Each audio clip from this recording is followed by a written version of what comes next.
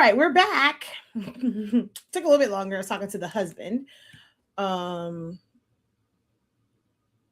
So it took me a little bit longer to come back, but they should give me time to, that was an extended commercial break. And to everyone. Whoa, whoa, whoa, whoa, whoa, whoa, whoa, whoa, whoa, whoa, whoa, whoa, oh, whoa, whoa, whoa. All right, let me. I forgot to drop this for y'all too. I'm going to drop the Zoom link as well. If you want to hop on the Zoom with your girl, we're going to drop that also.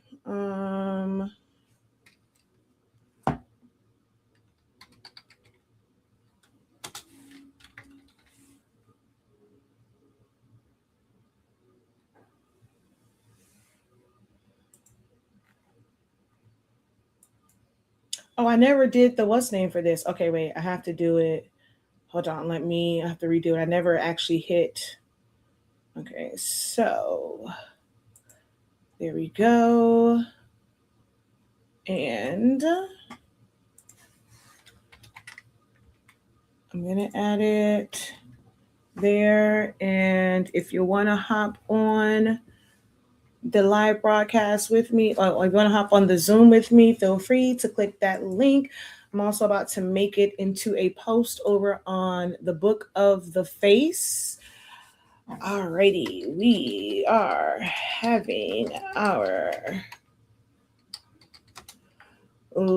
last professor service announcement right now.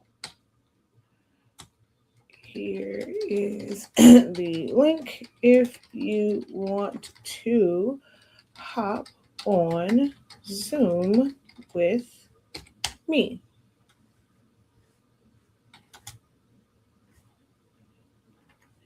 Instead of watching via Facebook or YouTube.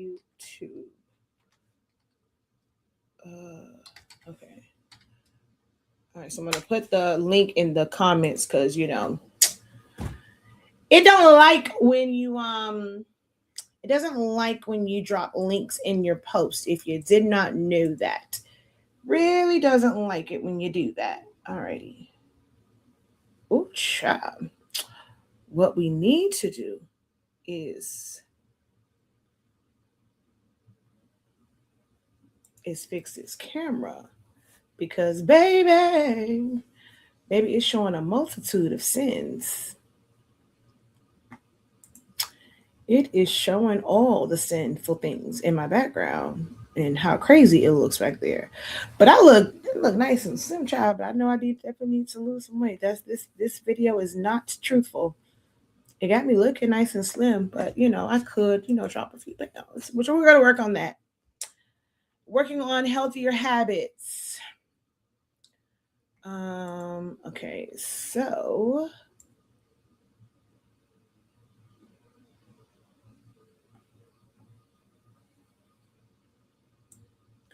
hello. How are you guys doing? We're going to keep the party going with a conversation that we were having a little bit earlier.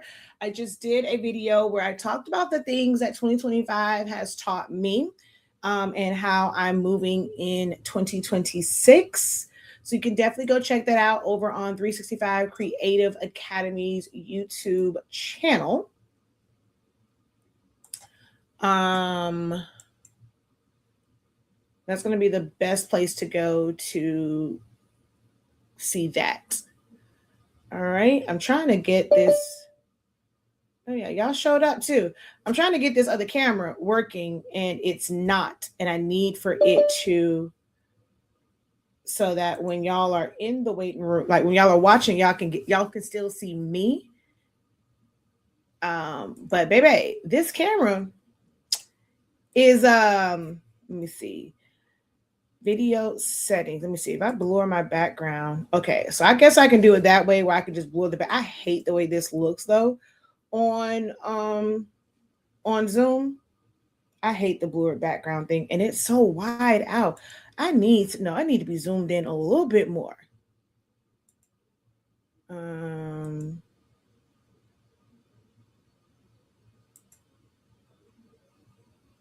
Golly.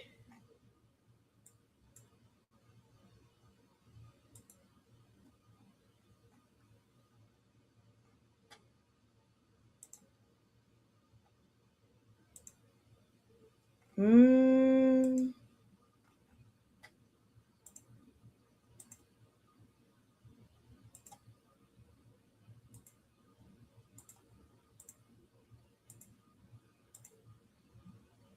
okay, I guess, because Jesus is so zoomed out, though. Golly. Okay, we're just going to admit, how y'all doing over here? It just looks so weird. Because, baby, if not, it'll show all of the sins in the background. Jesus. How y'all doing over here, though? Welcome, welcome, welcome in. I want to be able to. Camera Hub will start up in a moment. Have a great session, but it's not actually connecting. It's so weird. Alrighty then. Don't know what's going on here, but whoever, whatever. How y'all doing over here on Zoom? Let's fix this and spotlight. There we go. It just looks weird. I don't like this at all. At all, but it's okay. Hello, hello, hello. As I stated before, we are going to have a little chit chat. I was live earlier, and then there were some other things I didn't want to kind of necessarily go into that particular, like get too deep into it on that particular platform because that was about what I have learned for 2025. So trying to keep it nice and concise to that. This is why, I mean, and when I'm live and looking at chat, like I can't do like the whole podcast thing. We'll end up on a 30,000 different tangents. That's something I definitely need to work on. If I want to do like podcast style or like just teaching style, I have to learn to kind of have, even if people say certain things, like not get off track. I struggle with that, and I can admit that. So I was like, let's start a new live video and just talk about some things. All right. Because this will be one of the last times I get to do this. One of the last times. Wait a minute now. Slow your roll, Kimosabi. Slow your roll, Kimosabi. One of the last times I get to do this in this capacity, should I say. All right. So I'm trying to, I need to share this out. So. I feel like I'm really low too. I mean, I'm my desk is too high. There we go. But then here it's showing so much because this camera is different. I got to figure out a different setup for this also when I want to go live on multiple platforms. Let's see here. Let's go ahead and share. Oh wait, I didn't put the link in the video in the comments. Hold on. There we go. Oh wait, no. Delete. Wrong one. Bear with me, y'all. I know this live, the start of this is all over the place. And people love to express, oh, if you were not ready, you should not have gone on. Oh, hush up. I just had to address one of those on a video on my YouTube channel yesterday. And all because I was looking for tape. I mean, it took me 4 minutes to find it, I guess, but you can jump ahead. That's the joy of a playback. Just jump ahead. Like, it's like no one's forcing you at that point. Like the ones who watch it live, they're the ones that have to suffer through the 4 minutes of me looking for my tape. But 4 years later, you can fast forward past that part. And it's like, dude, seriously? Seriously. But anywho.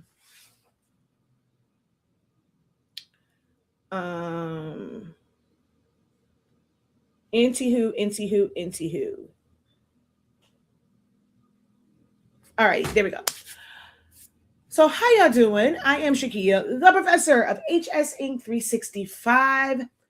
I don't even know how to really do, sorry, I mean to clap in y'all ear, how to do an introduction, because I feel like it would be a waste of, like, wasted breath, because I'm not showing up the way that I have before. So to do that introduction right now seems kind of mute, seems like kind of pointless. So we'll just kind of go in with, I am Shakia the professor. Many of you know me for teaching Silhouette Studio, teaching you all things creative, foam board, sublimation, business advice, and things of the such. But the professor for 2026 is going to be very, very different. Right now, I'm still that professor that you know, and you can ask questions. So this will be a mishmash of things when it comes to this live broadcast. It will definitely be a mishmash of things, because I'm going to, answer any questions you guys have, having real discussions, not being afraid to kind of have those tough conversations. I'm not afraid to, I guess, speak what I know to be true and what I have observed. Now, people will want to be defensive and, oh, that's not how it is. But I just know what I have observed. And one of the comments earlier kind of leads to our discussion. So this is just our professor service announcement. If you love me, or to love me is to know that I never said anything to be harmful. It's just based off my observation. I do love to be able to help and give direction, help you see things that you may not see. You can't really figure them out. You're not as of accepting of things, and how you are presenting and what you are doing. But that's what I'm here for. For some, what I say is a tough pill to swallow.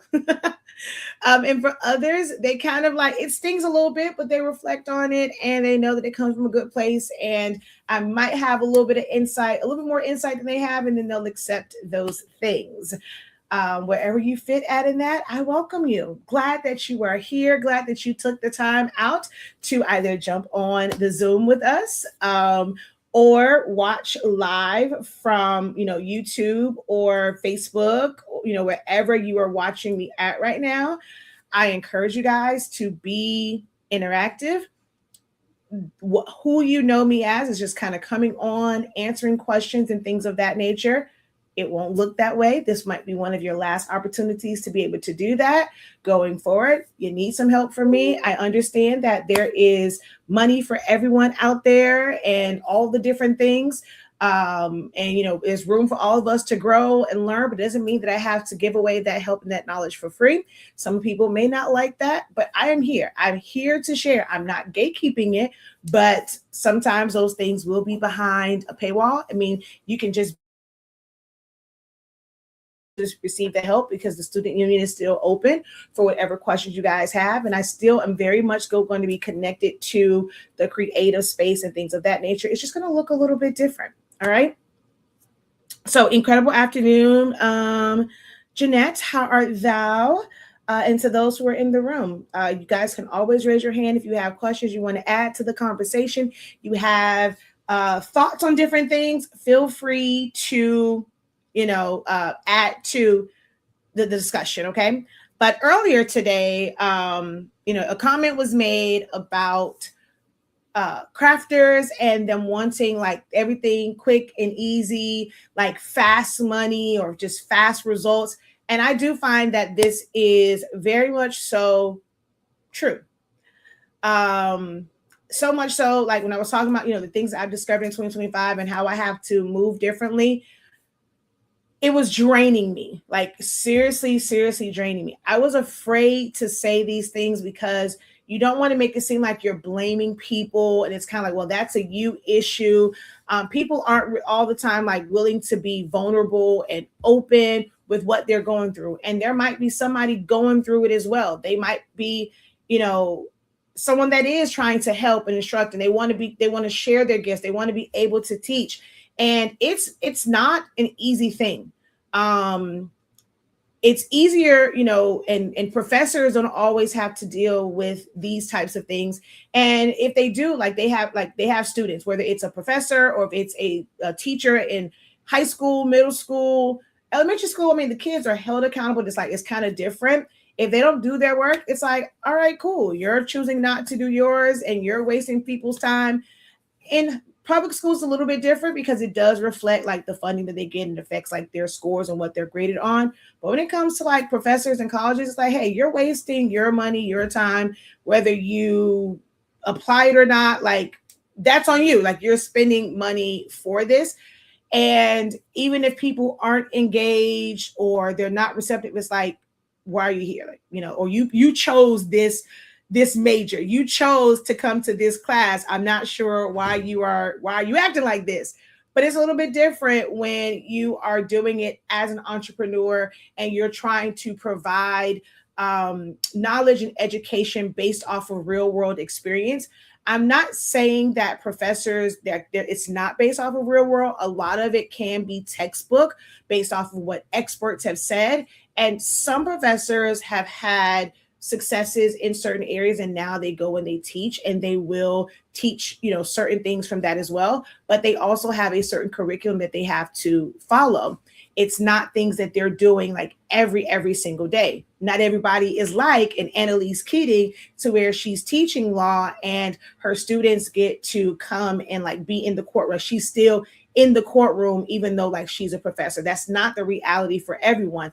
Every business professor isn't running a business to where they can have students come on and just really see business. And even if they do, that course sometimes might be very broad, right? And it's not generalized to fit somebody's business. So they might need to be under somebody else's tutelage. They might need to be in somebody else's mentorship program to learn the business that exact business, and also learn their systems.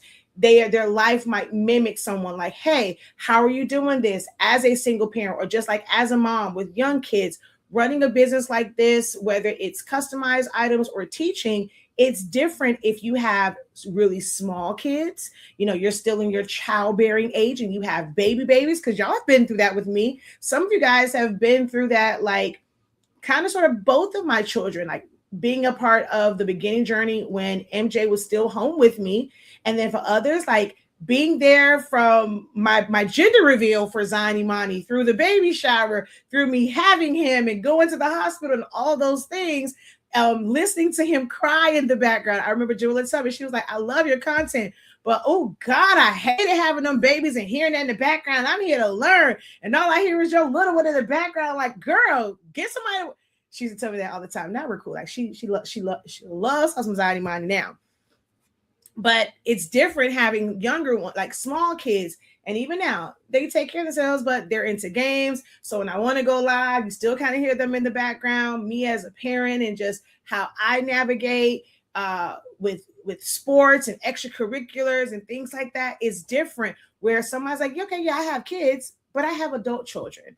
I don't have to I'm not still in the process of like raising them. So running that business is different. So some people, although they may have a professor, they might want to be under someone who really knows what they are going through in like their life. So people will choose to teach and host classes. Maybe you have a unique way of breaking it down. When it comes to school, you have a certain amount of time that you're in that class, and the rest of you got to figure it out yourself. Some people like joining classes like mine or being in my programs because it gives them more opportunity to really have that hands-on training. You have learning time, and like I have what we call like pro call sessions or study hall sessions, where you are able to ask more questions, share your screen, show what you're doing. That's not always the case in traditional learning environments. So you might want to do this one day, and it ain't easy. It ain't easy. It ain't easy. It ain't easy. Okay. And I've learned that. And some people want it to be a little bit faster. Like they were saying, they want it to be faster. They don't want to take the time to learn every intricacy. So it's been very, very, very interesting. And because I was teaching all that, sometimes I'm afraid to be like completely honest and really share my experience with this. And when someone said that, I'm like, okay, that opened up the floodgate. And now that I'm no longer relying solely on creatives patronizing my business and that being where I make the majority of my money. Like I would love for y'all to, because it would make it easier for me to combine like me wanting to teach and wanting to help with business and being able to help creatives like myself is ideally what I would love to be able to do. I wish that I was able to do that, is to combine my love for both of these things into one. But this year has proven that that is not possible because a good majority of the people who follow me, who subscribe to my channels, who have sent me friend requests on Facebook, they're not ready for what I teach. They want me to teach certain things, and it's like I cannot conform to everybody and teach everybody the intricacies that they want to learn, like for free or all under one. Like if you want to learn those things, hey, you could always book a one-on-one session with me. Always, you can always do that, but I have to be able to teach in a way that works for me. And I wanted to be able to share the things that I do know to be true about business and what makes successful businesses 9 times out of 10, or even maybe even only 8 times out of 10. But you'll have better results when you follow certain things compared to just being all over the place. But most times you guys didn't want that. You just want to learn to be creative, and you want to hold on to and latch on to false realities and things that aren't really true. It's like the unicorn. It's the exception to the rule. And it's like you want it to be the norm, and that's not the case. It takes time to build things. It takes resources, it takes systems, and most creatives, they just don't want those things. I have found that out in my journey of like teaching, is that most just don't you just want to learn to be creative. And hold on. I didn't realize that was that loud. Man, this microphone, and I pushed it back, and that sucker is loud. Very, very loud. Ow. I keep bending my leg back, and it's making my knee hurt, and I got to stop doing that because I have this like draft chair, this high chair, and so the little round piece, I like to tuck my feet, but then my knee is like this for an extended period of time, and then when I stretch it out, it starts to hurt. But yeah, now I came on. Y'all told me to come back on. We will have some discussions, but y'all got to kind of talk back and forth. It can't be one-sided. This is one of the reasons why I'm like, I walked away, because the one-sidedness, I've never met a group of people like this. You guys say that you're hungry to learn, but you never ask questions. You're not involved in the conversation to maybe even like say certain things to pull information out that might be valuable to you. And I have been in some spaces where people are not afraid to speak up. I mean, they're getting up every single morning to be on a call. Like they are dedicated to their growth. As much as, you know, crafters and creatives say that they are, I just don't like, seeing others and how they move, like even though they are startups, seeing how they move, I have come to realize y'all are not hungry. Y'all really are not hungry in this craft space. Y'all want cookie cutter. Y'all want it done for you. You want somebody to just hand the keys to the city to you, and it's not going to work that way. Not sure if you can see my comment. I see that one. So if you dropped one before, I did not see that, but I do see that one. Chance So Fancy, I do see that one. I still don't know why it's not coming up. Hold on, y'all, over on Zoom. I got to see something real quick, because that angle is driving me insane. Yeah, this hub is not working. I don't know if I need to, is there a new driver for it or what? But yeah, it's not coming up. It's okay. It's okay. It's just gonna have to look crazy. Okay. And and I just realized that Zoom has no controls to like adjust your camera. I have to do it through the hub. but I can't get the hub to come up. Excuse me. Hold on. Let me just check something real quick. How does Zoom not have a zoom feature for your camera? That's kind of weird. I should be able to zoom in and out.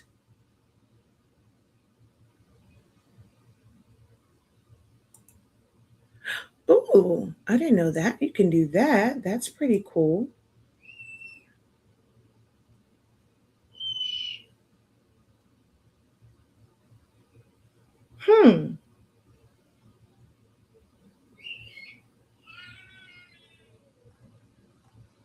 Video, no. I'm sorry, y'all. I was trying to see if I can adjust my video, but I can't, but it's okay. All right, so.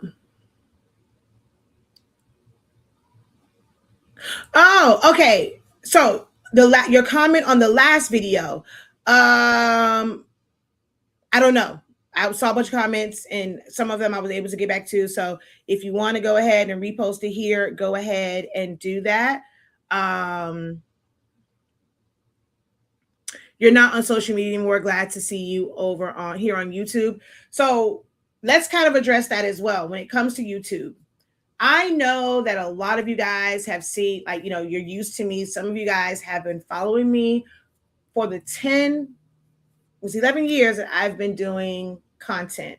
And I've been on YouTube under Honestly Speaking and Silaholics Anonymous. Well, Honestly Speaking was even before that, Elite Prints and Creations, and then Honestly Speaking when we got our brand.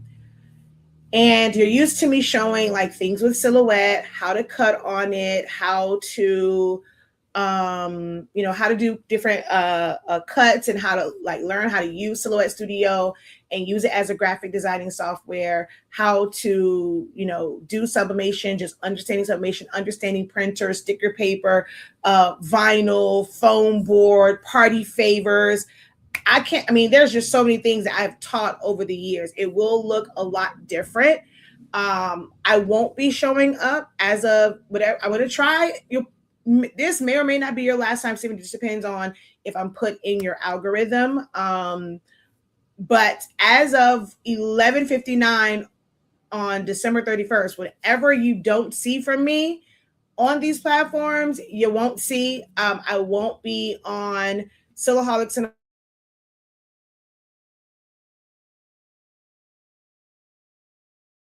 I moved. Saying hi. Oh, okay. I'm moving away from that. So I moved away from making it dedicated and I started like cross posting all of like my content on all of them just to kind of have that reach. Cause I'm like, okay, I have 30,000 here or, 38,000 here, 20,000 here. I have, 12,000 here. And so I was just posting everywhere when I went live.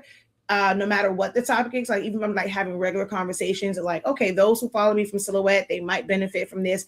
Everything wasn't just Silhouette related on Silaholics Anonymous. And this was more so like after the pandemic.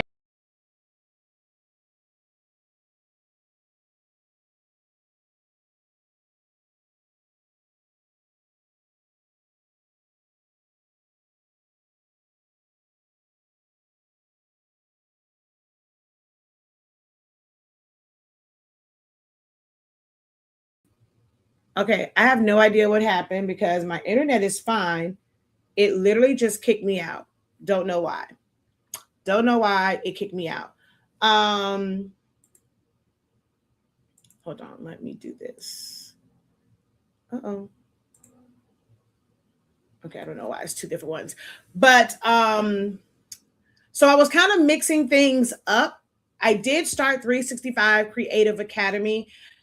I thought that would end up being like more like personal brand where I could go and do these things. I would do like different trainings. This is when I was like, okay, well, I'll teach Photoshop because I use it. I never taught it publicly, but I use Photoshop. And when people would ask me certain things and they think I did it in Silhouette, and I'm like, no, I did this in Photoshop. Well, are you going to teach us Photoshop? And it didn't fit for Silaholics Anonymous because that's not Silhouette. It didn't really fit for honestly speaking, because that was supposed to be about promoting the product line. So I had 365 Creative Academy because I'm like, I can have these different classes within my academy. And that's kind of how I plan to use it. And I mean, I would put content there, but I wasn't really consistent because I mean, those were the ones that I nurtured for so many years. But I'm going to try and put the content into like put my efforts into 365 Creative Academy. I'm still debating whether or not I wanted to have like the whole personal brand like channel more so like for vlogging and just talking about the life of an entrepreneur or the life of a, you know, a mentor instructor and the things I go through. But then some people say don't do that because you don't want to expose or make your students feel like you're talking about them. But it's real. It's reality. Like if I'm going to share my world, how I interact with certain students and things of that nature, like it is what it is.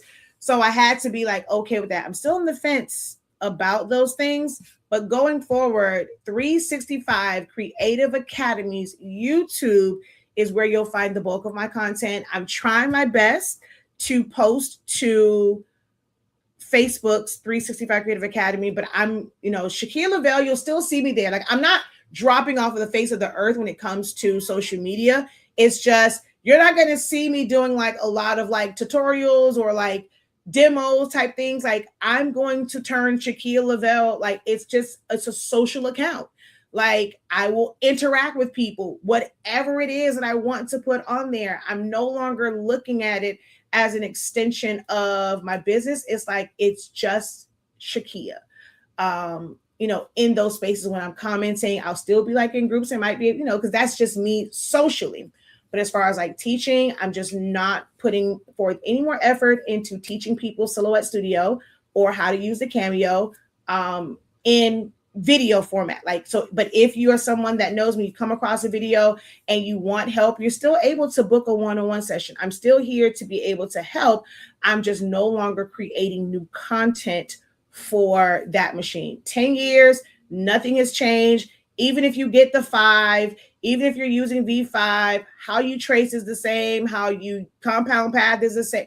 Like these things are the same. There's nothing really more for me to teach. It's for newer people when it comes to that.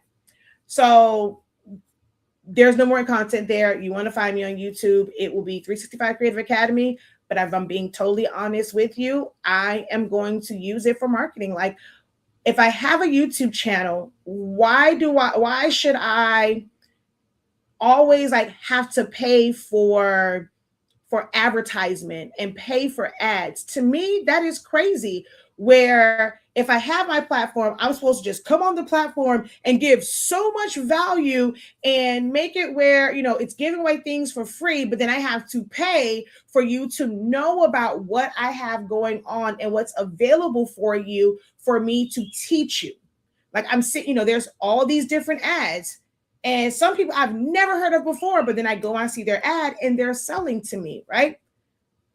Why is it such, like, why is it a thing to where I wouldn't be able to come on live and sell my products?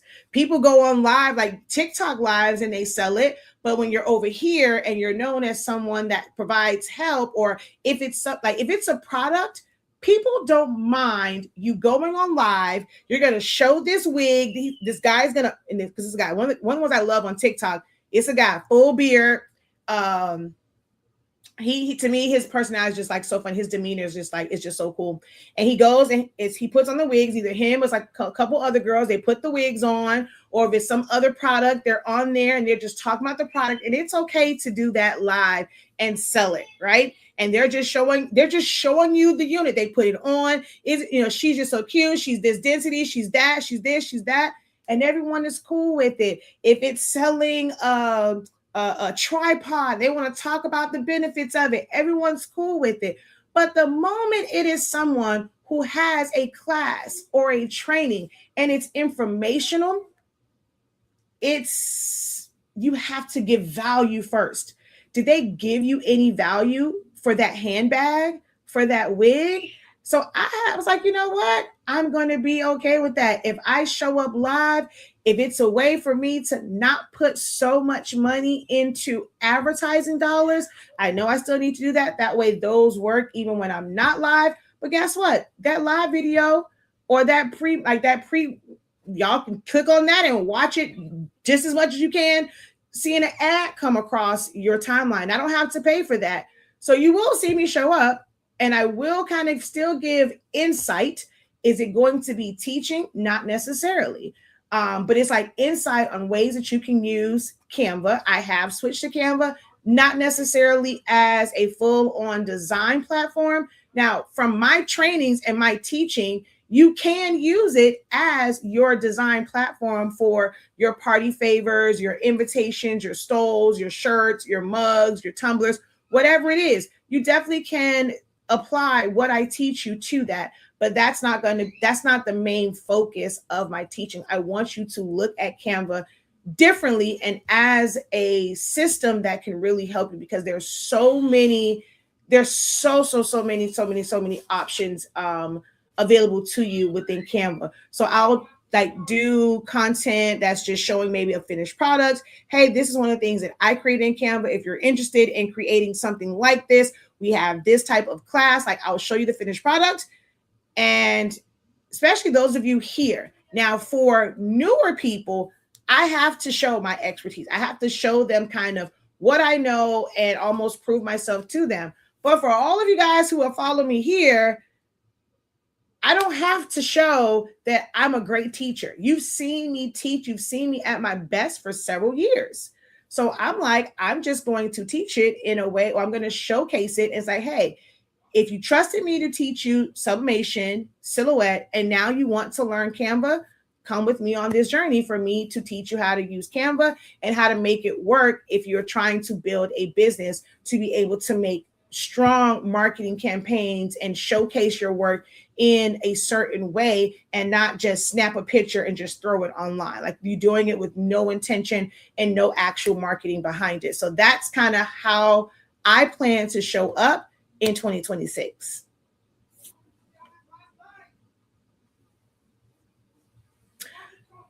Yeah, I know that for you. She's like, I'm not crafting for business anymore, only hobby for my kids. Will your classes still be available? I always prefer playbacks. I want to do the fundamentals of design course. I think that's the one. So yes, my classes will be available. If it's not taking any of that away. If you ever pay for a class, you still have access to that.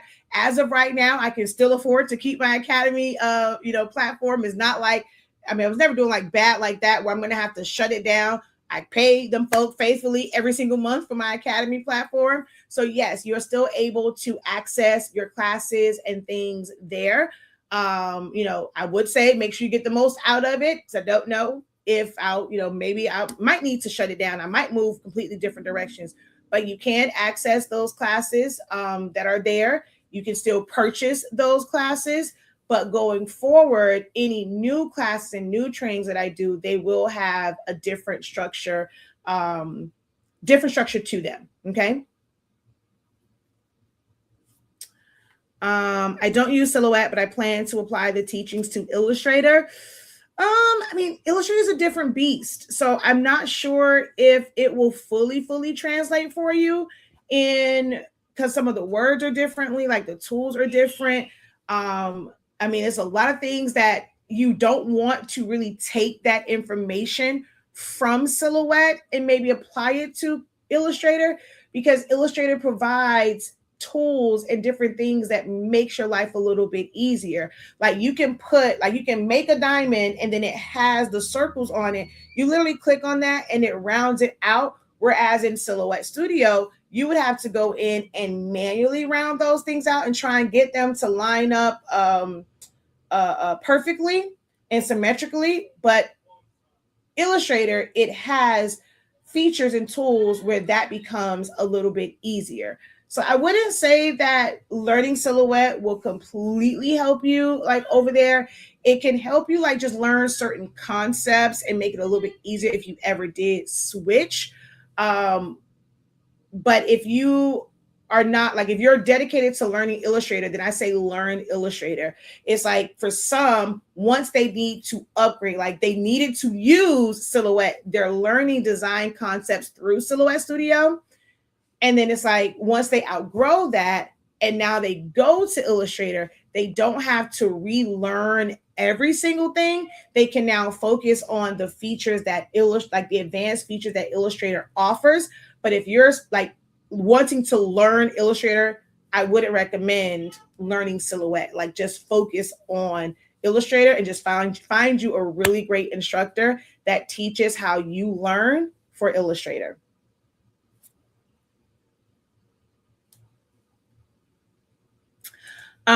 What platform will you be on and how can I find them? What my classes? So my classes will still be on 365 Creative Academy. Honestly, the HS Inc. website, if you haven't, let me show y'all that. So it has, I'm still working on it. There are a lot of things that I have to do because it's going to end up being like a lot more landing pages. I want to get into blogging for 2026. So hold on. Let me, oh wait, I can't put it on this one. I have to do it over here. Hold on. I do want to get into blogging, not vlogging, but actual doing written blogs for certain things. Share screen, entire screen, bam, share screen.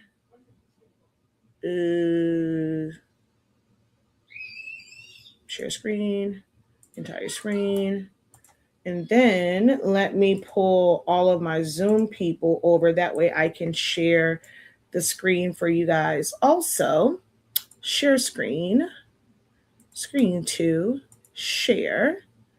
And then there we go. So you guys get to see, oh, I didn't add it to stage. There we go. And then here and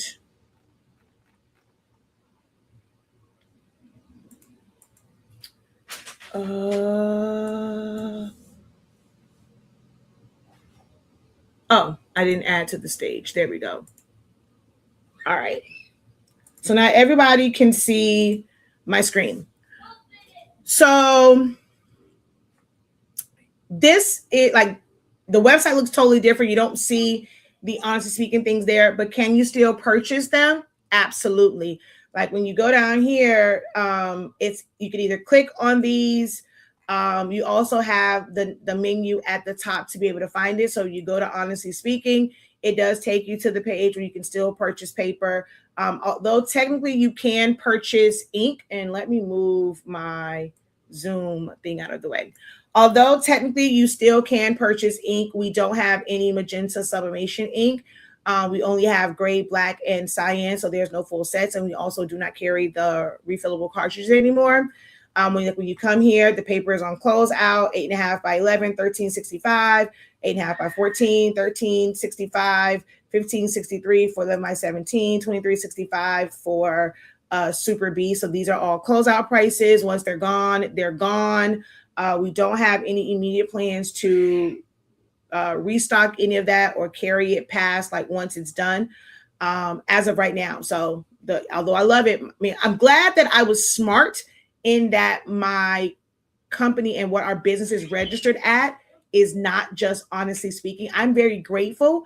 Whoever decided to take our domain name, like as soon as we dropped, because that was a mistake that I made. I did not secure that domain. So by the time I went to go to secure honestlyspeaking.com, someone took it. They wanted to charge us to be able to use it. I'm so grateful that they did that, because we end up registering our business and trademark everything under HS Inc. And that is a brand that can really be for anything. It's not like just saying like honestly speaking as far as like the product line.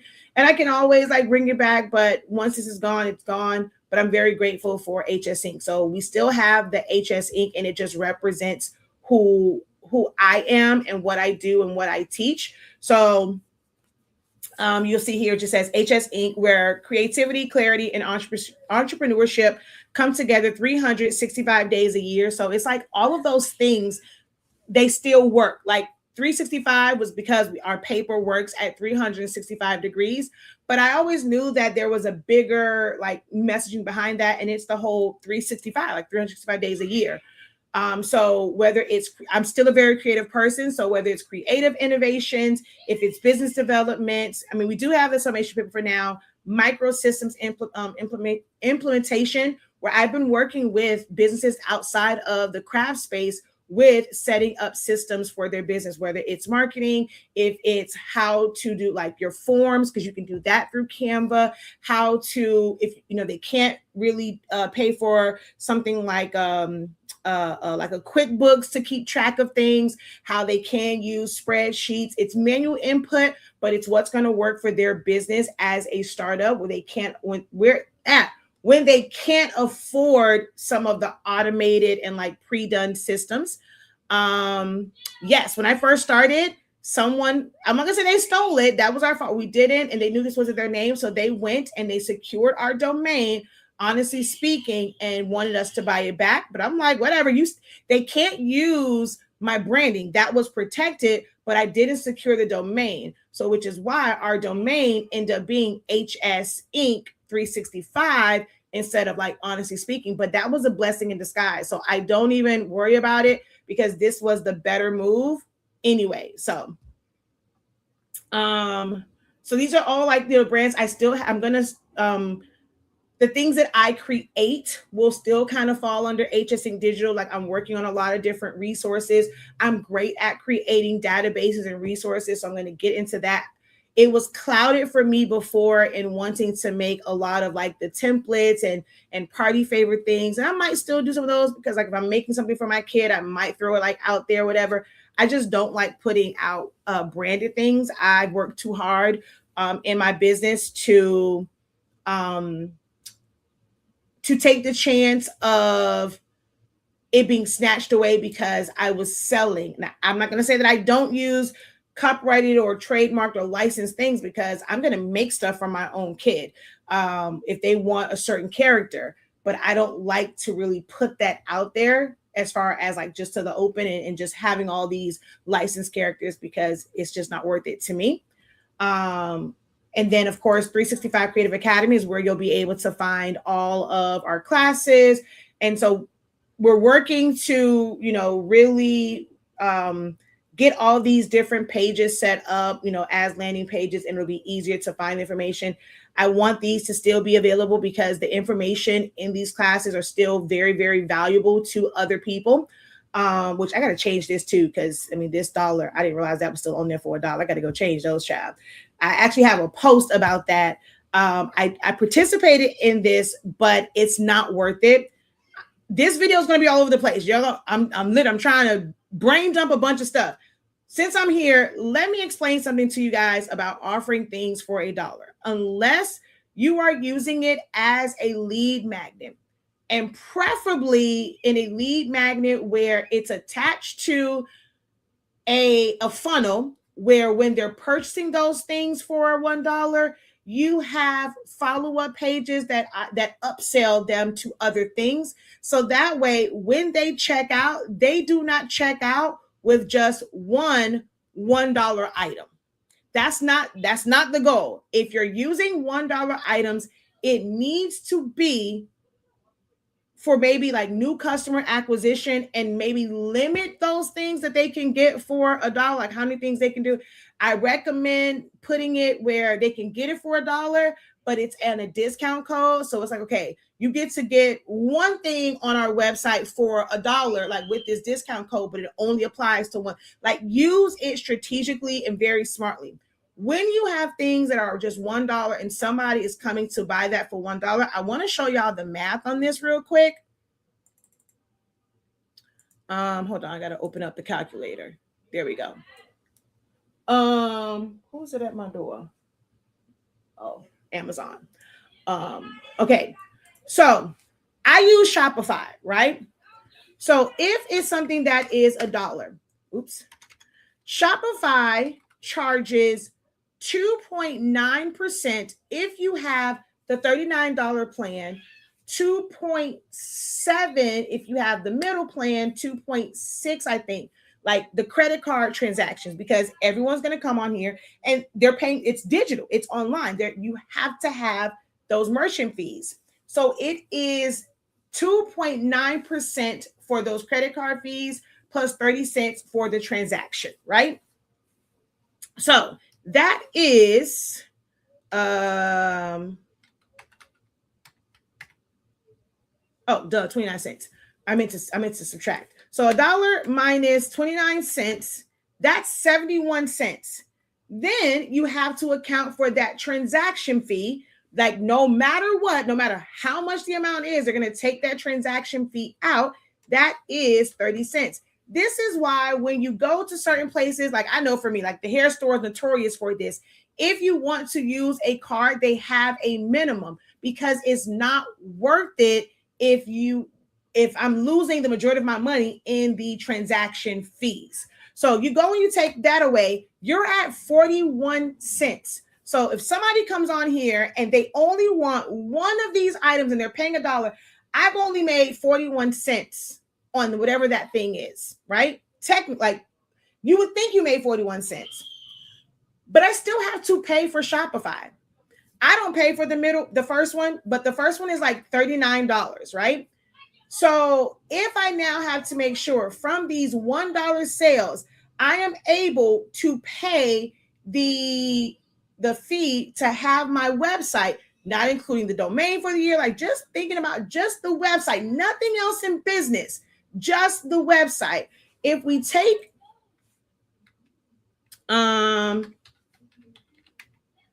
it will take 95 sales.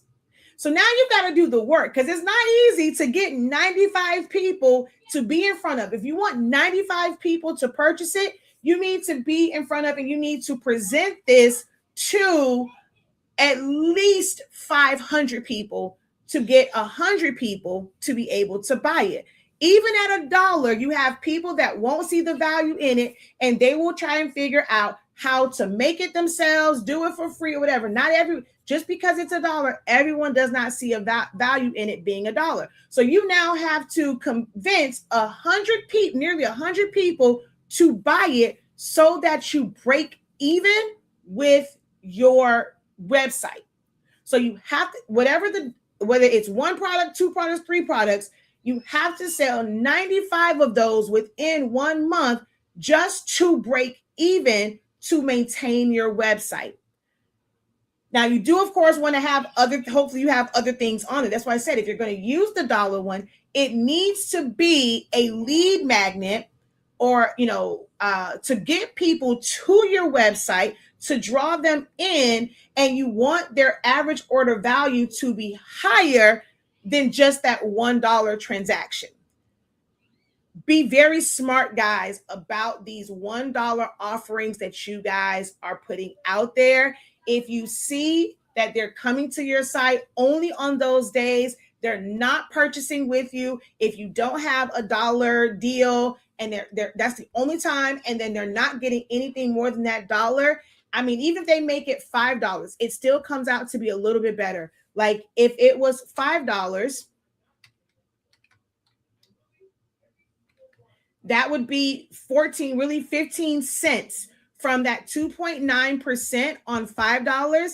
It would be 15 cents plus the 30 cents. So 45. So now you're only taking, you're getting $4.55. That is different than if somebody came there and only purchased that $1 one. And then now if it was like 39 divided by 4.55, you would only need to sell 8 per month of whatever that $5 thing was, or a cart total of $5. You would need at least, really 9. I said, you would need 9 purchases to break even. That works out a little bit better. These are the things that I've tried to teach in business and to get people to understand about pricing and understanding business. You have to understand business principles. but crafters ain't want this. They didn't want this type of information and knowledge.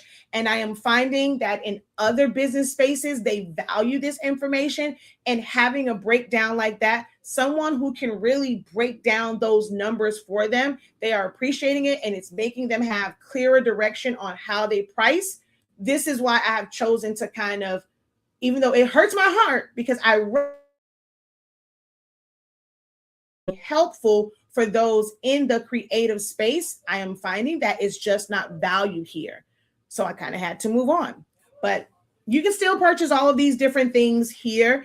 And of course, from the Academy site, that is where you can still like take your classes and watch the classes and all of those things.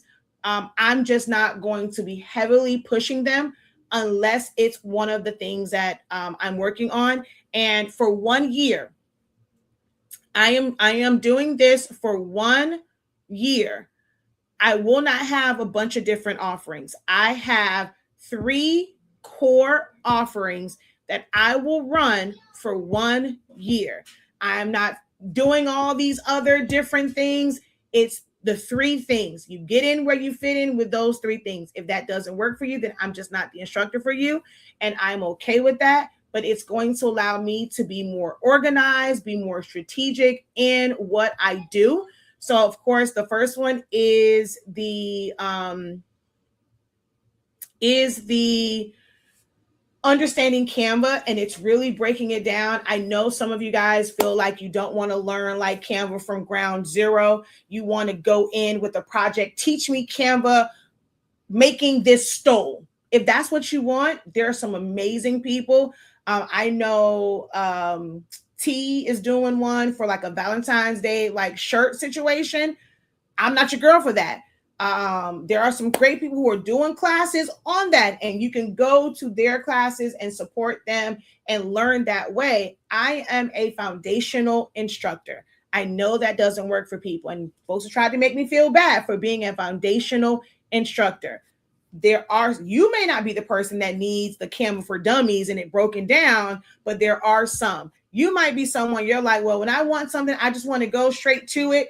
You can still do that. We try our best to like break them down into smaller like videos and things. So we're working on building this library of different tutorials and things, but it's about using Canva in general. Once you learn how to use the tools, it's up to you and how you design it. To me, at that point, you're not wanting to learn Canva. And that's the thing that you guys are going to have to be able to separate. There's a difference in learning a program, and then there's another side of it. If you're just not that creative, if you can't come up with ideas on your own and you need someone to help you, and it's not anything wrong in that.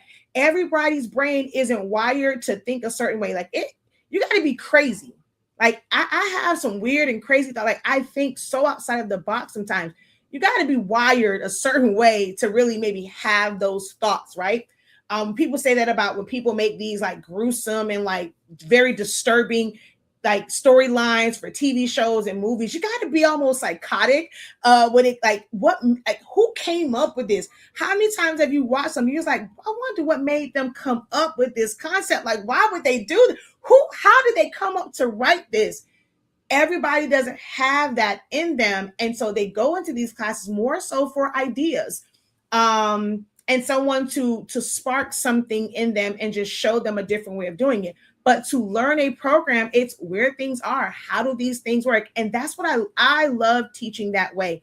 If that is how you know that, like if you know that you can benefit from that, if you've been frustrated when you watch a tutorial and you're like, oh, it's going too fast. Well, even if it's going fast, if you knew the program, when they said click on elements, like to you, it's like they're moving fast because, okay, I got to figure out where is elements. Okay, is it on the right side? Is it at the top? Is it on the bottom? Do I have to click in something to get there? So now, because it's taking you several minutes to figure out where elements is because you never explored and you didn't know where things were, you're blaming them and saying they're moving too fast. But you never took the time to actually learn the program. Whether you learn it inside of a class where it's guided, and with Canva, they actually have trainings and tutorials. Most of you guys have never gone into the learning section to see those things, to really learn the program. You just wanted to learn how to make a chip bag. But there are things there will break it down for you. That is where I thrive at, and just kind of breaking it down, because I also provide real world examples of when this will be useful for you. But you got to be willing to kind of come back to ground zero. Well, don't feel sorry to hear that. Look, I was, like I said, it was the best thing. It was a blessing in disguise. So don't cry for me. Was it okay? Don't cry for me, Argentina? Is that how I said? Whatever it is, don't feel sad for me, because when I say it was the best thing that I did not know that I needed, I would have been stuck in a box and a bubble if I would have built my entire brand around just honestly speaking instead of that. I'm very grateful that it just became a product line of my business. So don't feel sorry for me, child. All right, let me stop the share over here. Now y'all came to the Zoom. I was hoping y'all came over here because you had something to add. You wanted to unmute. Feel free to do so. Raise your hand and unmute to do that. And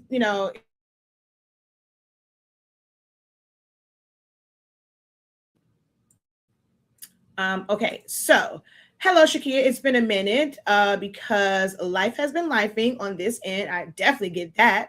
I definitely miss your teachings. It's best to learn the basics so you can apply to any design. Yes. And I'm glad that some people are realizing that. You just won't get it from me anymore. I won't teach you. I'm teaching the basics, but just not the basics like directly related to crafts and creative things. There's so many things that you can do in Canva. So last night, I put a call out. So I actually wanted to do it Saturday. Was it Saturday? Yes, Saturday. And I was trying to figure out something because it was weighing on my heart that I felt like, I'm like, dang it, I only have a few more days dedicating teachings to this audience that I have cultivated for 10 years. And it was bugging me. So I was like, okay, I wanted to test something out. And I wanted like a few people, kind of like a round table for, let me know what they kind of, some of the holes. I don't mind asking people what they think of me. Like, I like to know feedback because there are certain things that I can't apply. So I wanted to do this live video, and I was going to offer up free training, whatever questions you have for Canva. I had like a little lesson prepared to be able to show things for Canva, but it was also me just kind of getting the feedback. I wanted to see where crafters, where their head was when it came to Canva, but it was going to be a give and take. I needed something from it, but I was willing to give a free training in how to use Canva if they wanted to use it. Well, Facebook played on my top and it took forever for people to see it. And I was like, whatever, I gave up and I just went to my room. So I decided to do it yesterday, and a few people came on and it kind of confirmed some of the things for me. And just, I will be honest, I didn't feel as if a lot of the people that were on there were really, truly receptive to taking a look at Canva in a different light.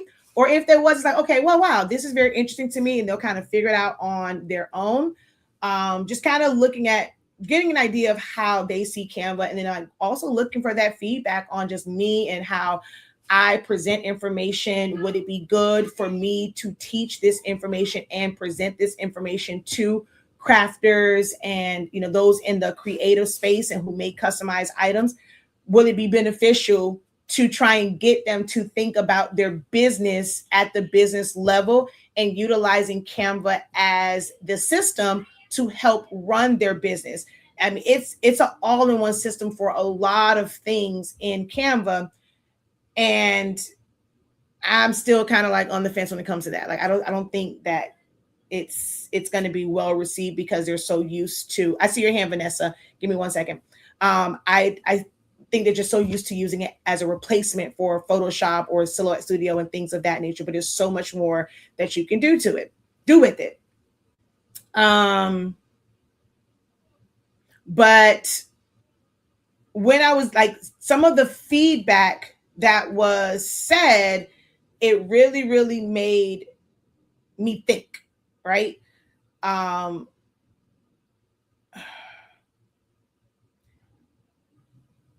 and I think it made me kind of still be okay with I'm making the right decision, you know? Um, so I won't be showing up the same way, you know? So the teachings will definitely be different. um, she says, thank God I don't need the basics. Yeah, then if that, I am going to focus on the basics. So you might like my teachings, but I may not be the person for you because I mean, I'm going to have other lessons and people think that they know the basics. And that was one of the things that I was trying to figure out as well. What do people define as the basics?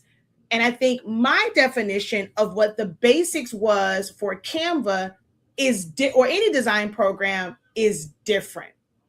And I've asked that question. I try to have, to give feedback. No one responds to me when I'm asking questions to be able to help, like structure my trainings and my teachings in a way where I don't feel like I'm wasting people's time. But I'm like, what is basics to you guys?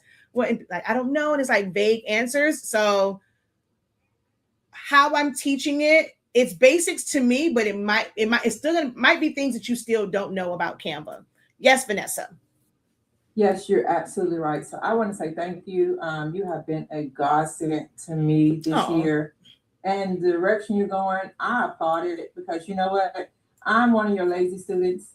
And so you're pushing, but you have helped me this year. I have gotten better.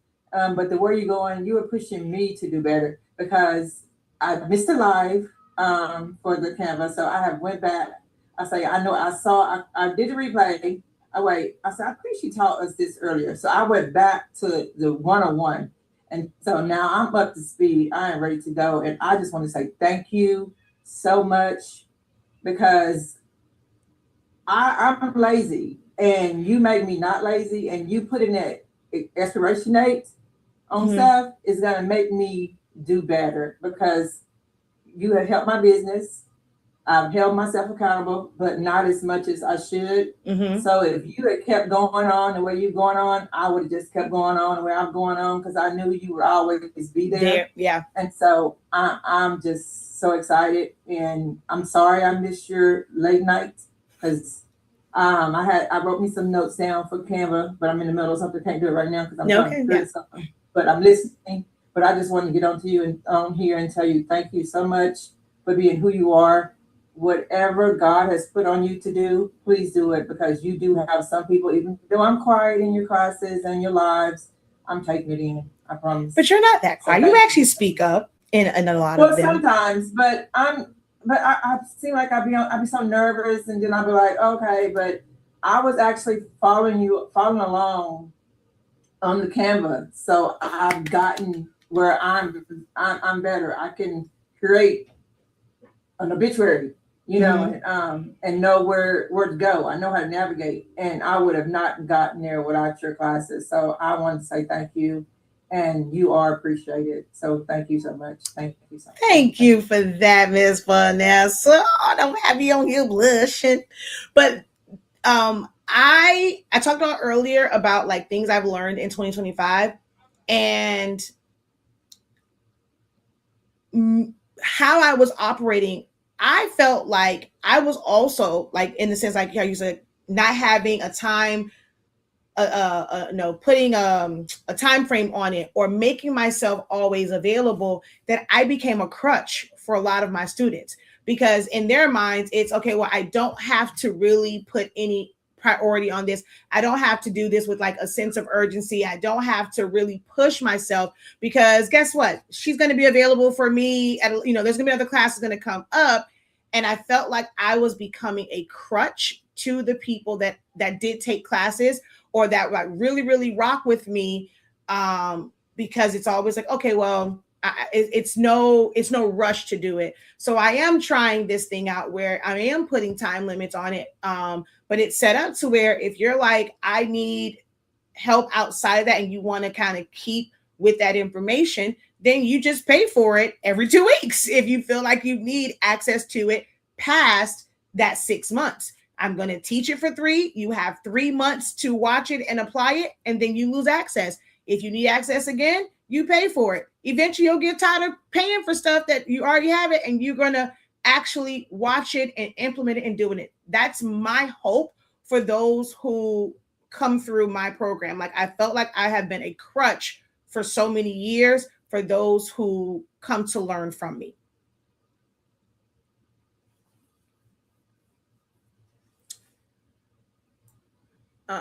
Oh, wait, let me see over here. Did I miss anything over here? So I will tell you. So and again, this is open. It's one of my last professor service announcements. When you have a question, you're inquiring about something. I know y'all just like to hear what I say. You gain something from it, but I want you to seek information, seek knowledge, be inquisitive, get what you need, not just, even if it's not from me, not just what somebody wants to throw at you, what they think you need to know. Now, sometimes you do need that because it's like people can see that you're moving in the wrong direction, like this isn't working, and they're going to be able to, provide some insight. But if you don't know what your goals are, what your desires are, if you haven't really tapped into what your capacity is, what can you actually handle? Just listening to a bunch of stuff that people say will throw you off. And and there's some people I have a lot of respect for. And I listen to some of the things that they have taught, and they will teach it based off of them and what they are going through and what might be true for them. And then when they come into a new realization, they have a revelation, they have an epiphany about something, or they're now looking at what they have going on, is like, this ain't working. Now they're teaching something else. But you just spent all this time, you got me hyped up about this, and now you're on a different path. You're not talking the same way. You can't always just take everything someone says and try to now make it apply to you. Take what applies, leave the rest. When you need it, you can pick it up, especially if you have access to playbacks and you can go to it. But I'm I have a lot of respect for this person. Love, but it's And the crazy thing is, it's things where I was like, I identified this. Yep, that was the case. It was this, it was that. And then when they said something, I was like, oh, it's nice to know that they have finally come to realize that, because it's something that I've peeped a long time ago.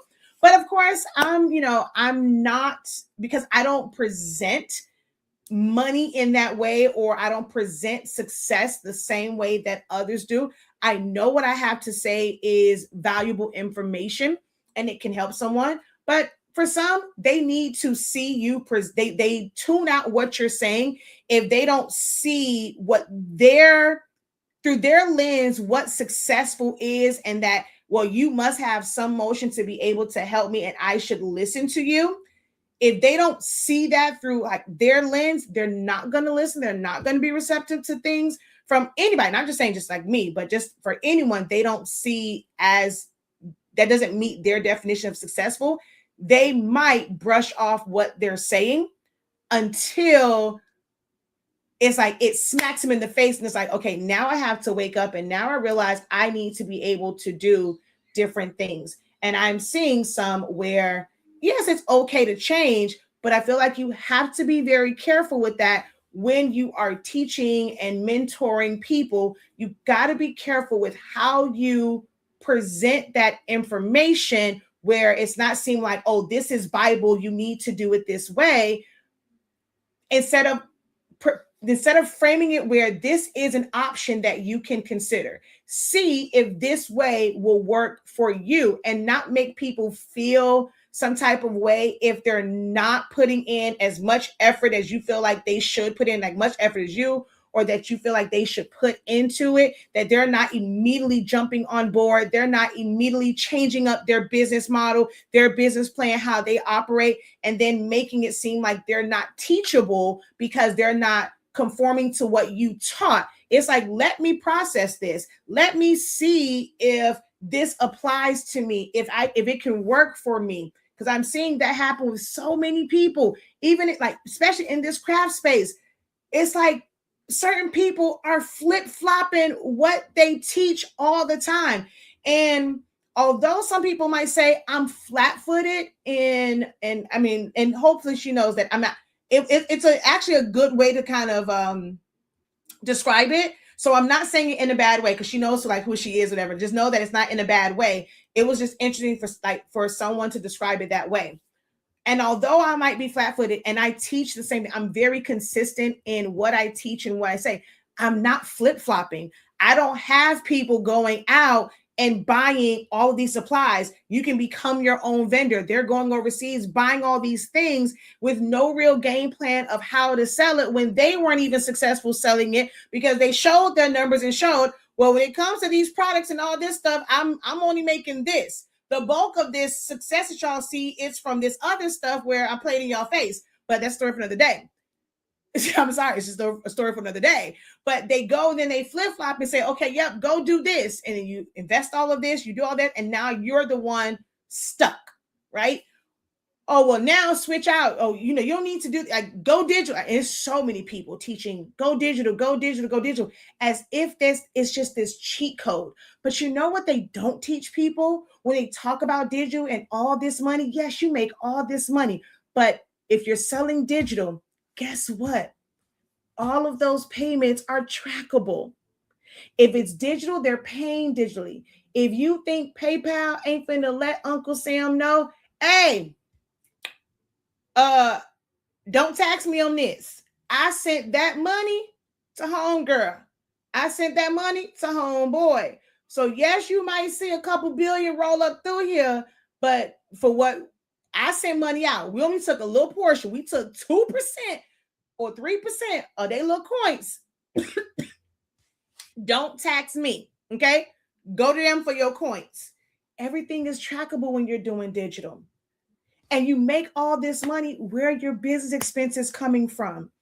This is why they are flashing a lot of these things. They have to go buy certain things to try and justify deductions. Or they might throw it in there real slick like that. Oh yeah, I owed $1 million in taxes. Oh, y'all skipped over that part. Do y'all want that tax bill? Because they're not teaching you about the true side of business and what it's like on the marketing side, on the tax side, all of like your liabilities, things of that nature.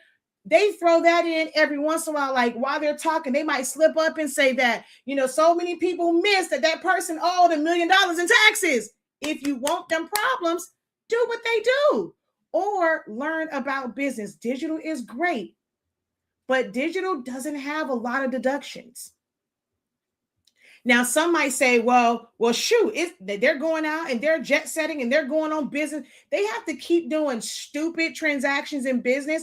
And some of it might be beneficial to them, but they have to really like spend it in order for it to like make sense. But it's not always great spending and you still can end up owing. Be careful with that.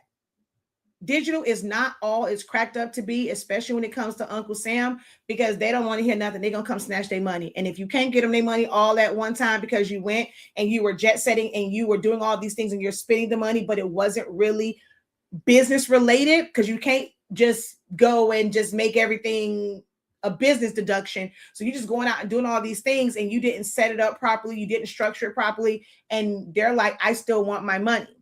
And if you can't give me my money all at once because you went and you spent it out on all this foolishness and you need to set up a payment plan with me, oh, we're going to do a payment plan, but guess what? I'm also going to tax you. So you're going to probably end up paying double what that amount was because, baby, I'm going to add some interest to it. Oh, you finna get taxed on this money.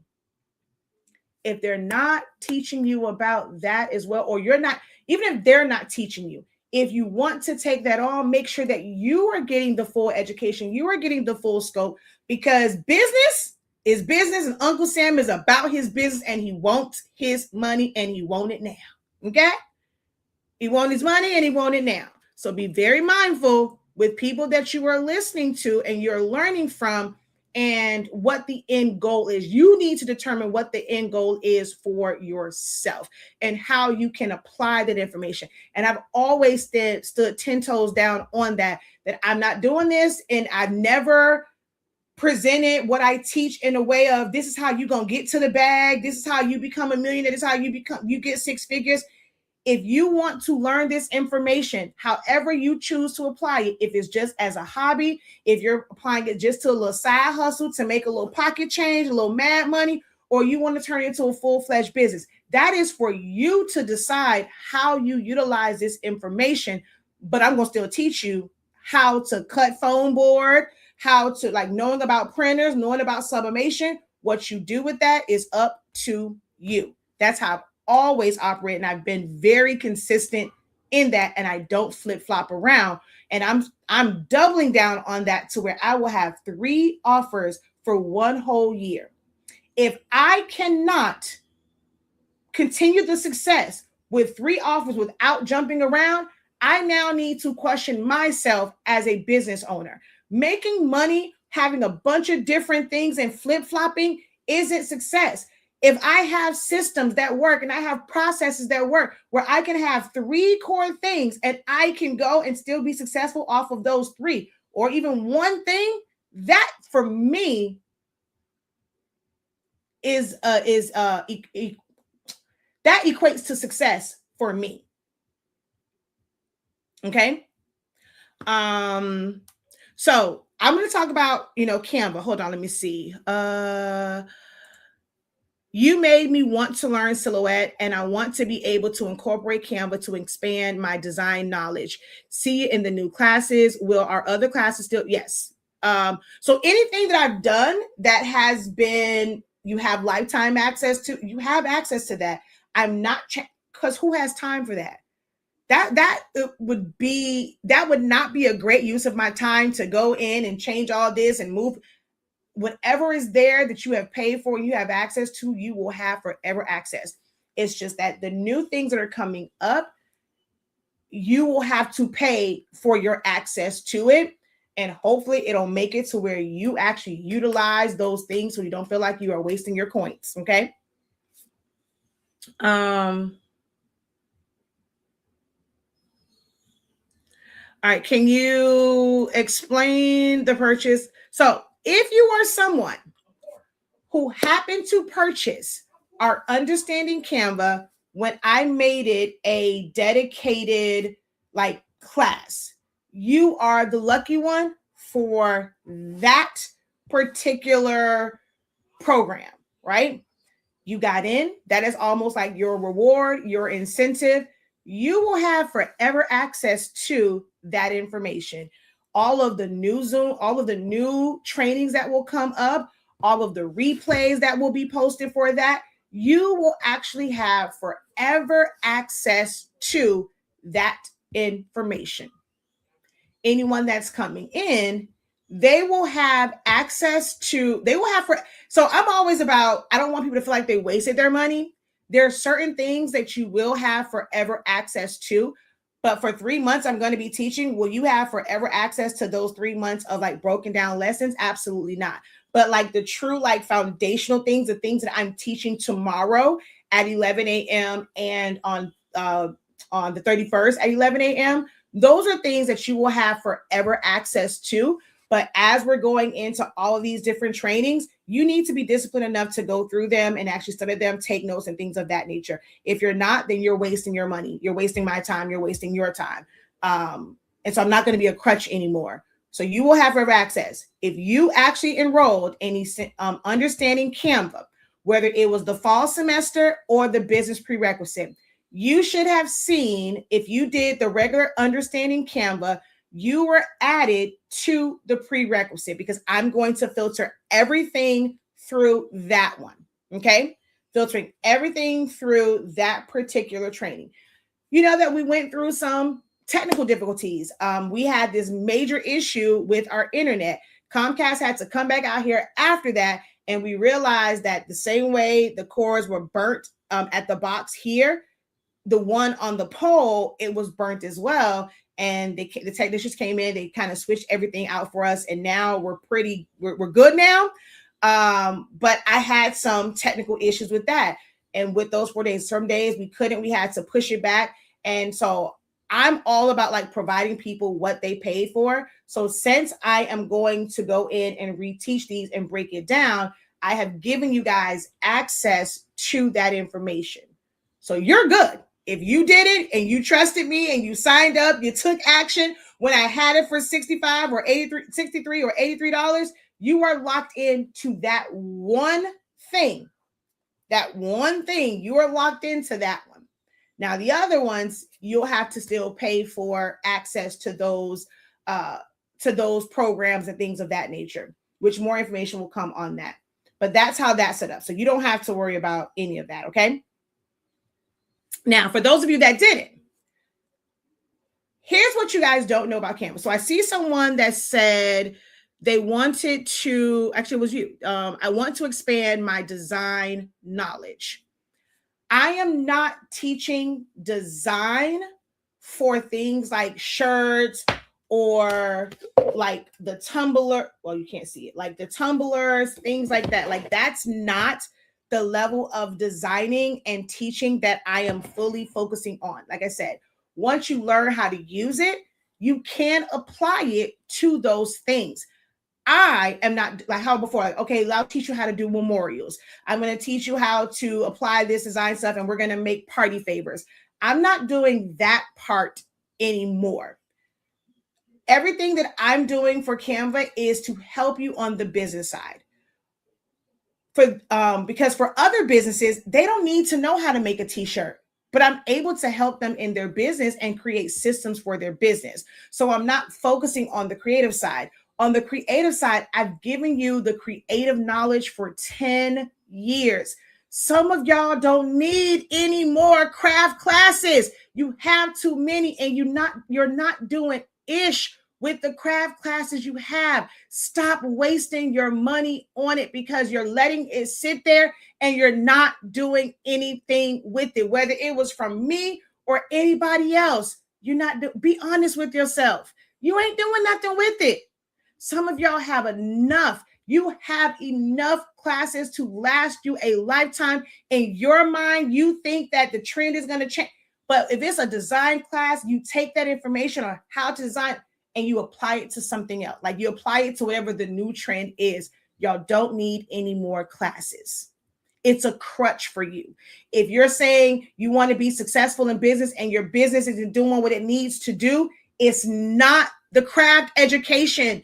It's the business education that you need. Y'all say, okay, when it comes to content, I'm like some of y'all. I don't like to do a lot of like video. My girl Javaya on that content tip, that's her wheelhouse. She does amazing with that. She likes to do the voiceovers. She'll have her phone set up and she's going to record from different angles. She remembers to record the process. Baby, I will go in, and because I'm like, I need to start and stop, I'll start it to get one angle, and then I'll try and do another, and then I forget to hit record. And so now I'm missing a whole chunk of information. I ain't got time for it. Javaya does really well with that short form content, as it being like actual videos and reels in the traditional sense. I don't. I can make things where it shows the final product, or I can make things move. I like to showcase the things that I make. Making it like an actual promo. I'm not sure why in the craft world we think that you think that you don't have to do actual promotion and make good marketing material. As a consumer, you are drawn into commercials or print ads and how you see things in magazines. Why do you think that you can apply that to your own business? Why do you think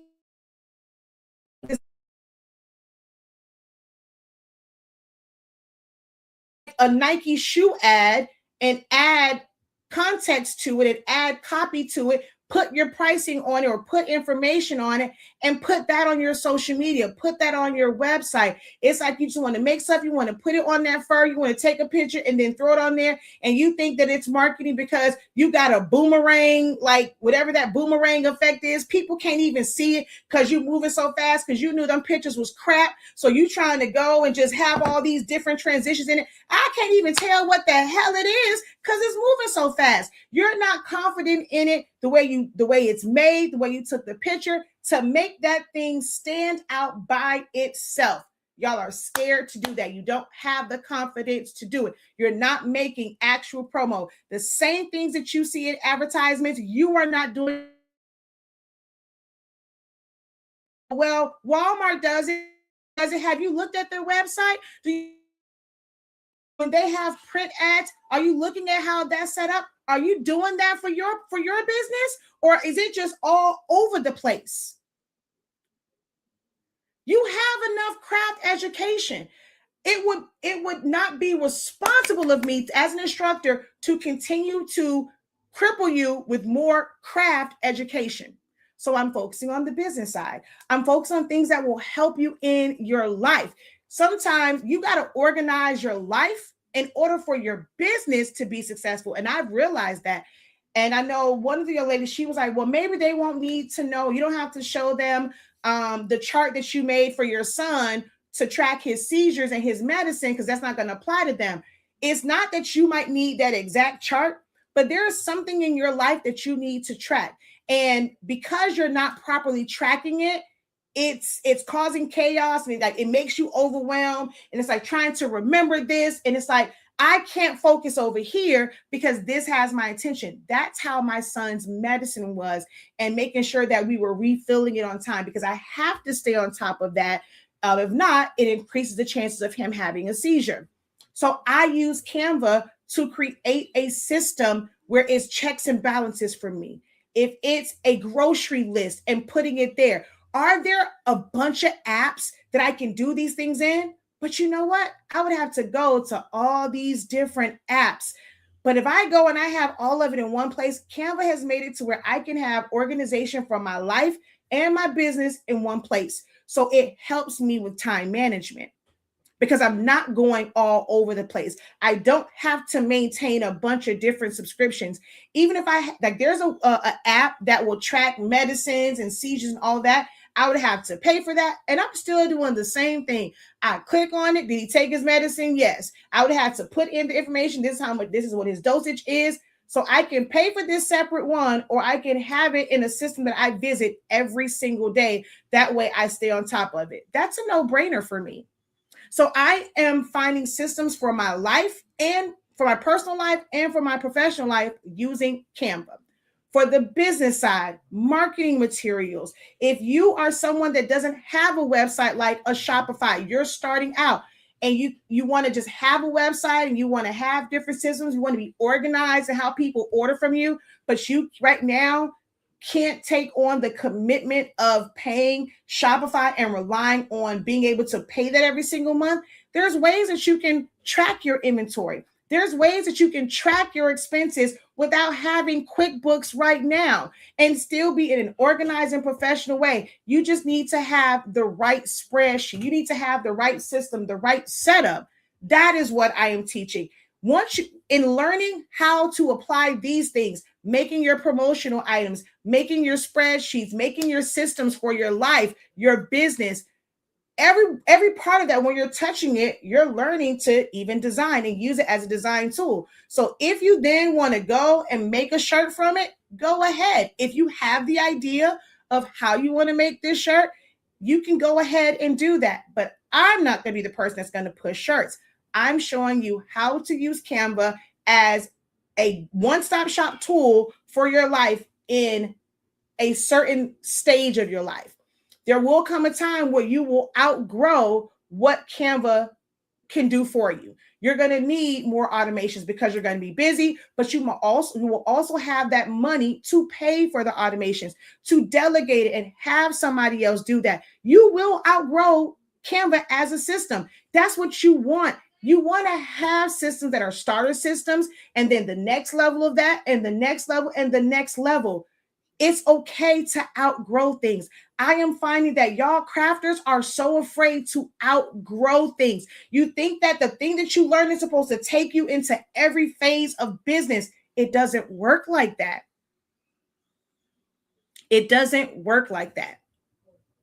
And I'm dedicating 1 year for businesses, startup businesses, those who have more time than money. Now, it's not to say that you got an infinite amount of time, but the key word there is you have more time than you have money as a resource for your business. If money isn't coming in, but okay, I want to be systematic. I want to be able to have a good flow to this. You're going to have to put in some manual work to make it flow. And then once it's a well-oiled machine and you're getting consistent success, consistent progress, you can move on to something else. But you got to get started and get started correctly and work efficiently. And that is what I'm doing with Canva. I don't use it as just my primary design software. That's still Silhouette for me. That's still Photoshop for me. But for business, I will use Canva. I will use Canva for presentations. You might, I have someone where on their job, they did not know how to use Excel. So I'm able to show them how they're able to do certain things using the spreadsheets in Canva because it was a requirement for their job. Also, like it's kind of the same thing for, let's say, Google Sheets. I did this with my Photoshop class. I taught Photoshop, but if you could not pay for Photoshop, you could still follow along with Photopea. I'm not trying to go and teach Excel, Google Sheets, Canva Sheets, like having different classes for those things. But if I teach it through Canva Sheets, if you're using Google Sheets, the information is still going to apply as far as you setting up your database. You know, like same, the sheets work the same. It's just that like Excel, when you now need more advanced formulas, you need to be able to learn those advanced formulas and calculations in Excel. But Canva does a really great job. Had another client that I ended up working with, and they needed to be able to combine a lot of documents into one PDF. Well, Adobe Acrobat will allow you to do that. There are some other things out there that might allow you to kind of combine it, but in order to do that, you have to have the paid version of Adobe Acrobat, whether you have it through, because you have Photoshop or the Adobe Suites, like that's an Adobe product, and you get that by default. But that's not the case for everyone. So she booked a one-on-one session with me, and we went through how to bring all of these documents into one, and then being able to save that as this PDF that her job required. Like her boss needed all of these things to be in one PDF. I was able to show her, you already have a Canva account. You can do this through here. You did not need to go out and get a new system and learn that. You can do it right here. Canva has so many benefits, even on your regular 9-to-5 job. And I have clients that are not entrepreneurs. They have regular W-2 jobs, but they are learning to incorporate Canva to make their lives easier on work. They have a project that's due. They have an assignment they have to work on. They need to collaborate with team members. They have brought the team members in. Okay, you see this. All right, make sure you go on here. They're able to track comments and analytics and when was the last time. And so I'm showing people how to look at Canva in a different way where it can help you in your personal life, your professional life as an entrepreneur or a W-2 worker. That is how I am teaching Canva. Now I know, and I haven't really talked about it here as much. I've been working silently with other industries. And last night I was like, you know what? Let me find out, like, should I bring this to market for the crafters, for the creatives? Are they going to be receptive to it? Or are they still looking at Canva as, well, I don't want all that. I just want to learn to design my stuff. And my mental can't handle that. I'm tired of rejection. The people that I pour into and feel like I'm just, like, what I'm trying to teach, I'm just being rejected. And it's people telling me, well, does nobody want that? Teach us AI. Teach us templates. Show us this. We don't want to learn. Then you don't want to be successful in business. So all of my content will be about things that you should know about Canva. Like it's going to be like list and like just information about Canva, but I'm not going to repeat what I did where I'm just giving out all these free tutorials. I know my value and it deserves to be behind the paywall. I will give you insider information, but as far as me teaching it to you, you got to be in my programs.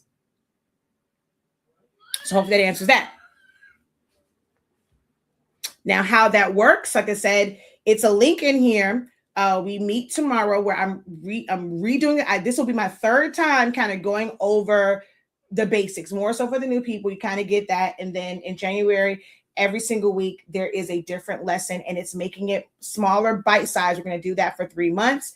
Then you'll have 3 months to, like, if you want to be able to go back in and watch it and really sit into it and learn it and take all your notes, you'll have 3 months additional access to it. After that, if you ain't get what you need to get, then you need to pay for more access, to it. Is how that's going to work, unless you do the bi-weekly system and you're paying for it that way, and you can stay in that and pay bi-weekly for a whole year if you want to maintain access to that information. But we have a session tomorrow at 11 a.m. and on what's today?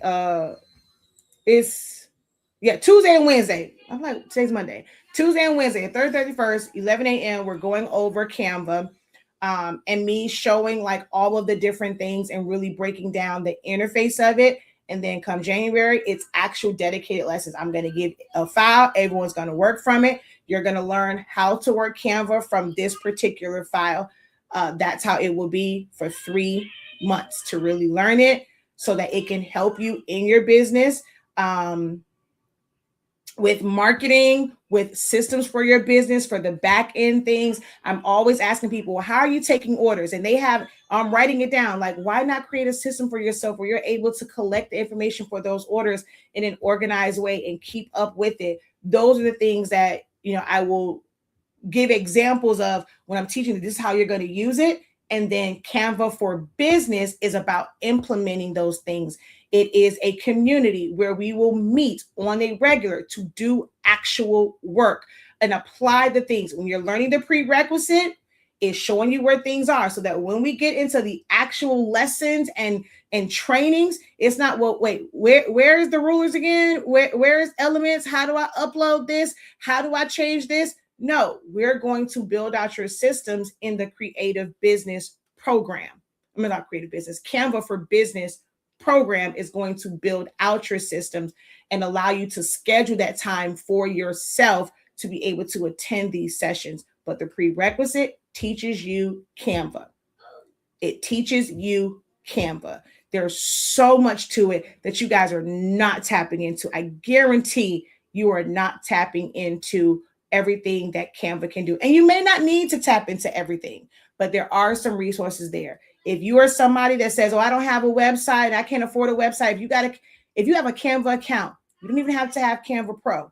You have access to have a website, and a damn good one, because there's so many like elements and options to make it look amazing. You do not have to pay for Canva in order to utilize Canva's website option. Now, you do have to have Pro, I believe, to add your domain. Hold on, don't quote me on that because I was going through that.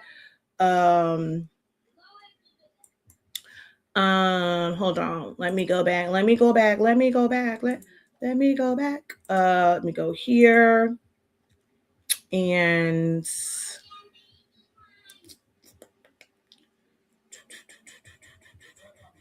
where are you?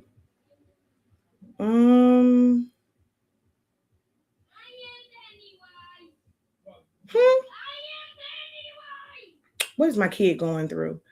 Where is my one app my one website that's over here? Hold on. Pause. Where is my website one?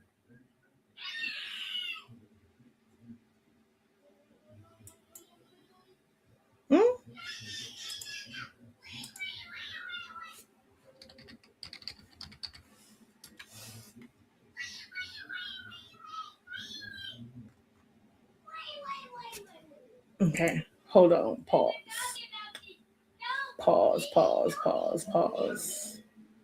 Because where my stuff at?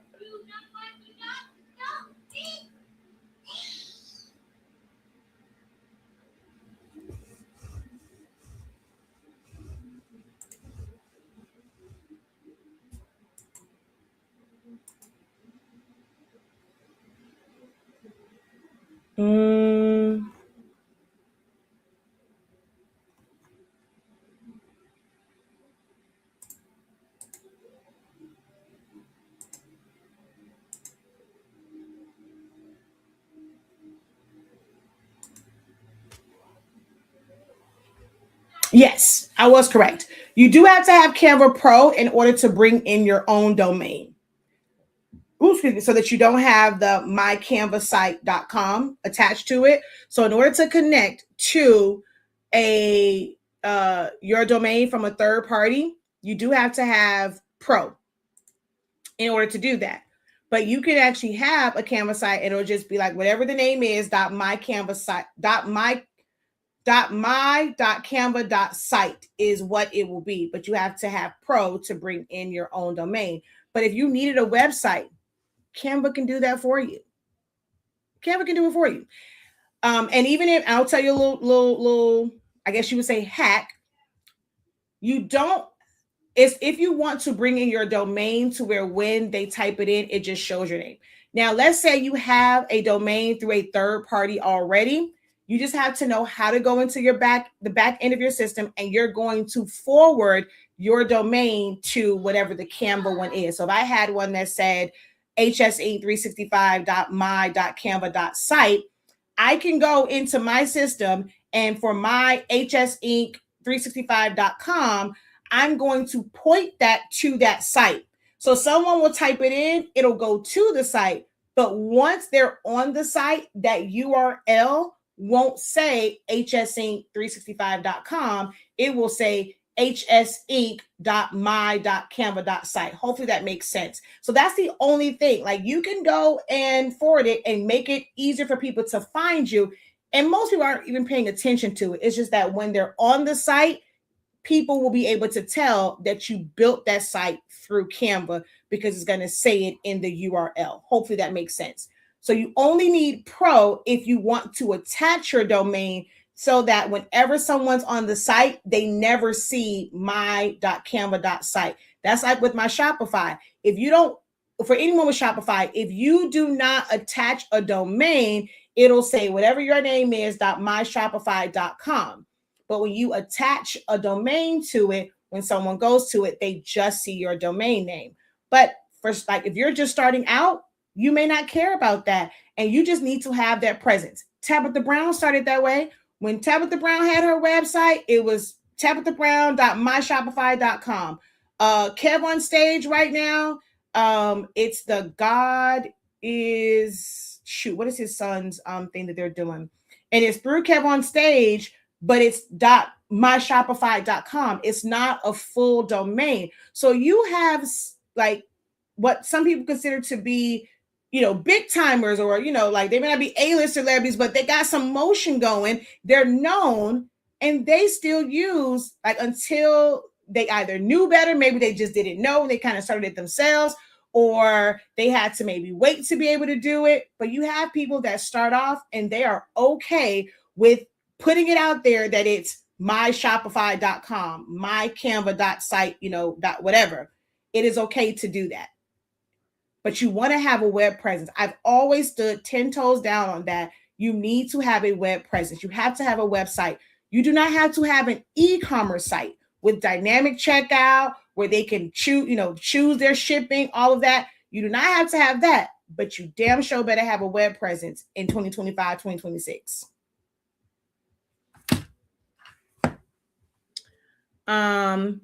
Popping in with my 2 cents. Folks want to get rich, want a quick get rich quick scheme. They're struggling, desperate, or lazy.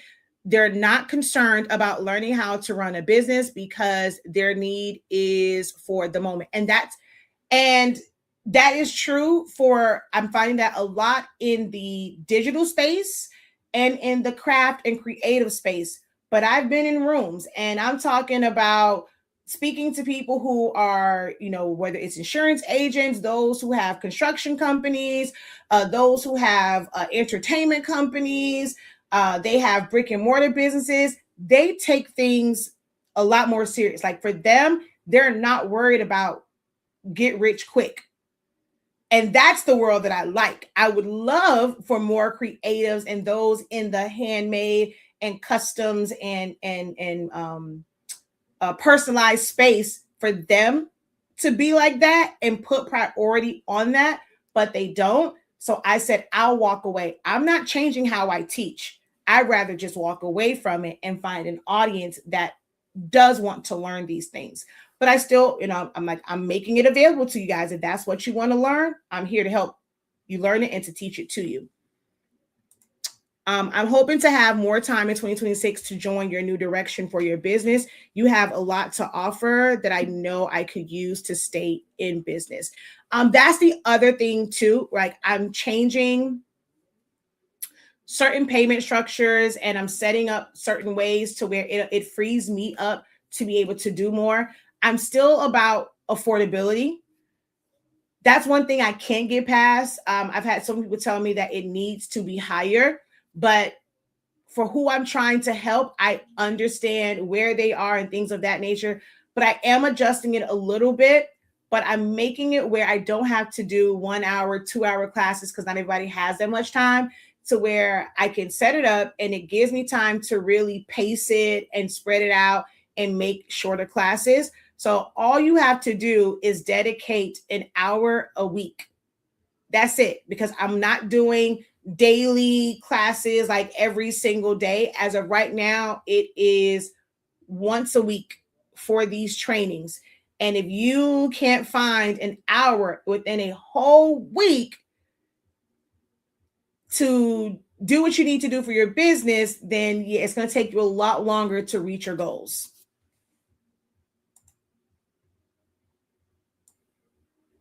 A whole lot longer to reach your goals. Now, I'm not sure if y'all saw it, there was a Zoom link. If you wanted to come on and unmute and ask a question of me, I've still put it out there for y'all to ask questions, and nobody has bothered to ask any questions to help them in 2026. Y'all have not, and that's why I'll just keep rambling and talking. But I said that you guys had every opportunity to ask a question, whether you're on the live Zoom, you want to come in and ask that question, if you want to type it out and ask that question. Now y'all got about a good 2 minutes to get those in, or at least let me know, hey, I have a question so I can hold on. Because no sense in me keep on talking and, it's just about me then. Why is it making me raise my own hand?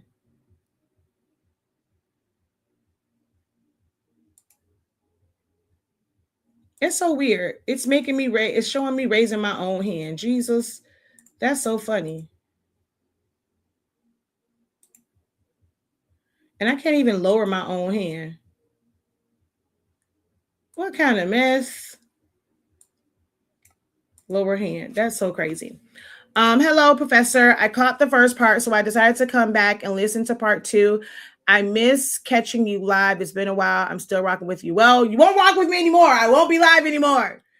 Those days are over. So if y'all missed it, you missed it. I will not be live in this capacity anymore after 11:59, December 31st. Don't look for me, okay, for any more lives. I'm telling you now. Good to know, because it never fails when I have time and decide to engage. In comes the husband wanting to talk. And so for some of those things, now also there won't be at nighttime. I used to cater to doing everything at night. I will have some evening sessions where you have to be disciplined and figure out whatever time works for you. I can't be available at every time that's convenient for everyone. I have to work with times that's convenient for me, and I rather teach when my children are at school. So a lot of my classes and my sessions will be in the daytime. But I have found with other audiences, that ain't a problem. I was on a skillathon and it was 100 plus 200 people on from 12 noon to 4 p.m. and they were on, they were active, they were doing they were like doing the task and everything.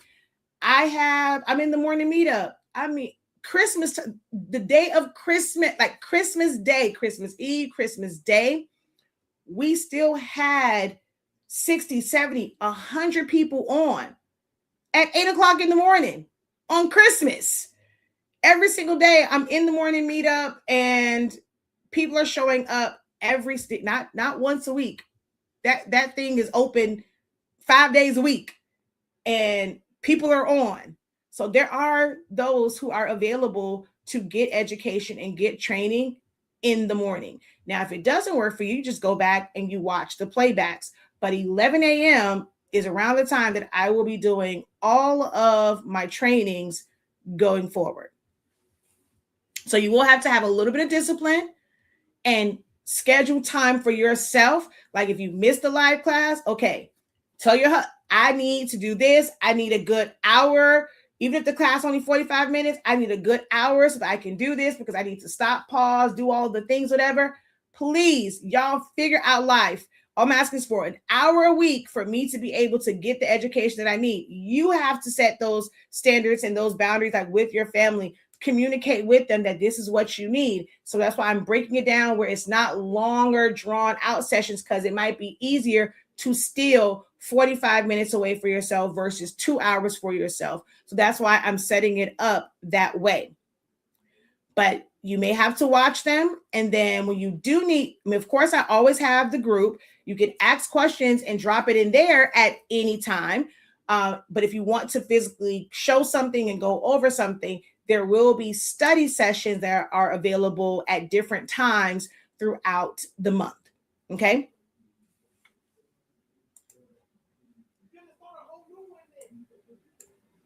Let me see if I'm missing anything over here. What's the plan for the creative business course? Will it extend or have some type of community?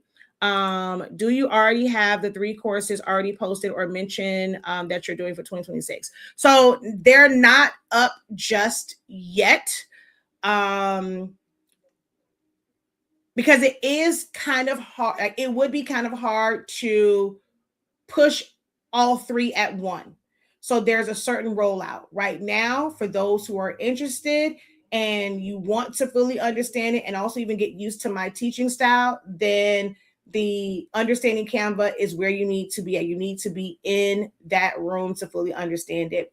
And then in the new year, because it's not going to start right. First, I'm going to start it in January, but I want it for those who are taking understanding to get a few of those lessons underneath their belt first, so that if they do decide they want to do the Canva for Business, they're not completely lost.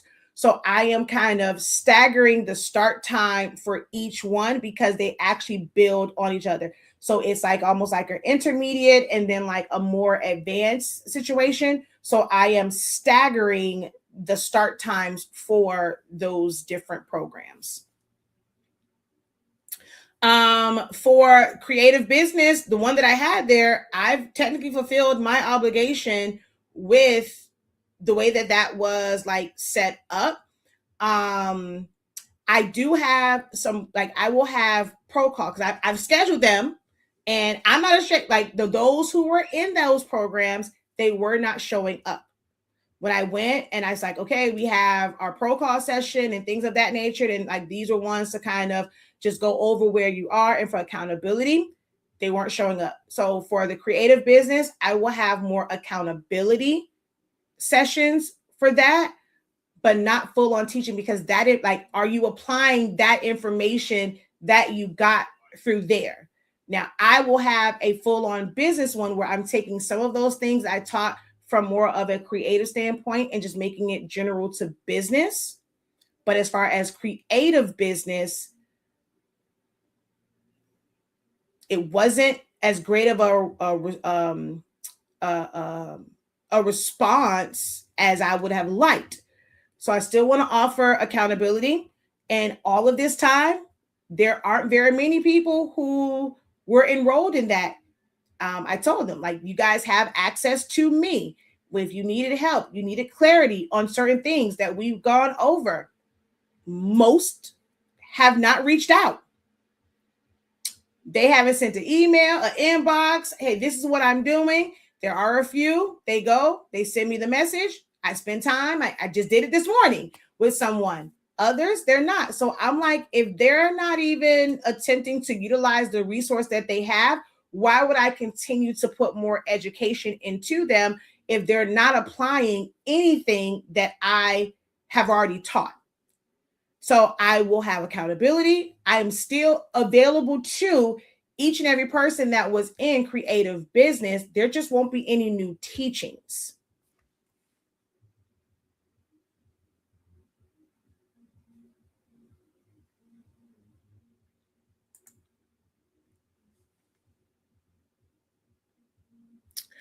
I remember hearing you speaking about that, but I didn't get the emails about pro calls. Well, we need to make sure that send me a message so that I can make sure that it is going to the right email. Okay.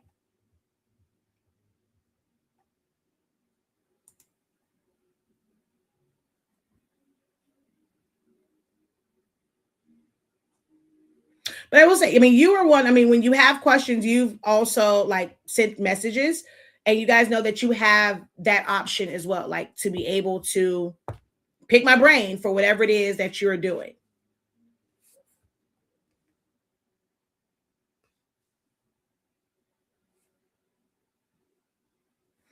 Oh, I just realized I was on the wrong thing this whole time. So if people posted comments on Shaquille Lavelle, I did not see it, because when your comment posted and I saw it here, I realized I was on the wrong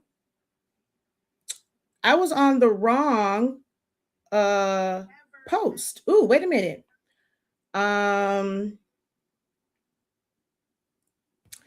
Okay, so she said, oh, you end up coming over here. So she's like, I missed the lives.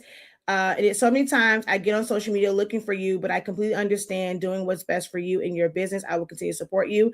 Not sure how I feel about that setup, but I understand the logic behind it. Yeah, and I know some people won't like the setup, but it's not something that I just up and did. It's a lot of thought into it. I looked at a lot of analytics. I've had, others kind of look at it and, exposing the holes and things that I was doing that just weren't going to help me progress and move forward and get some of the freedoms and hit some of those financial milestones that I would like to, doing well, but I could be doing better. So I had to kind of switch some things up.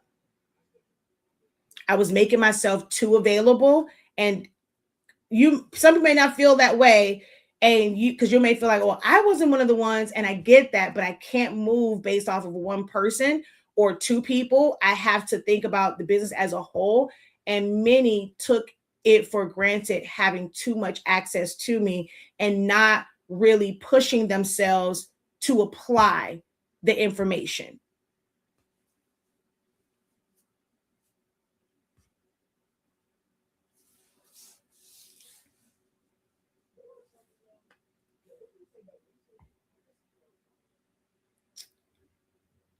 So I highly recommend doing the prerequisite. Remember, for each one of you guys that have you are in creative business, you have a discount.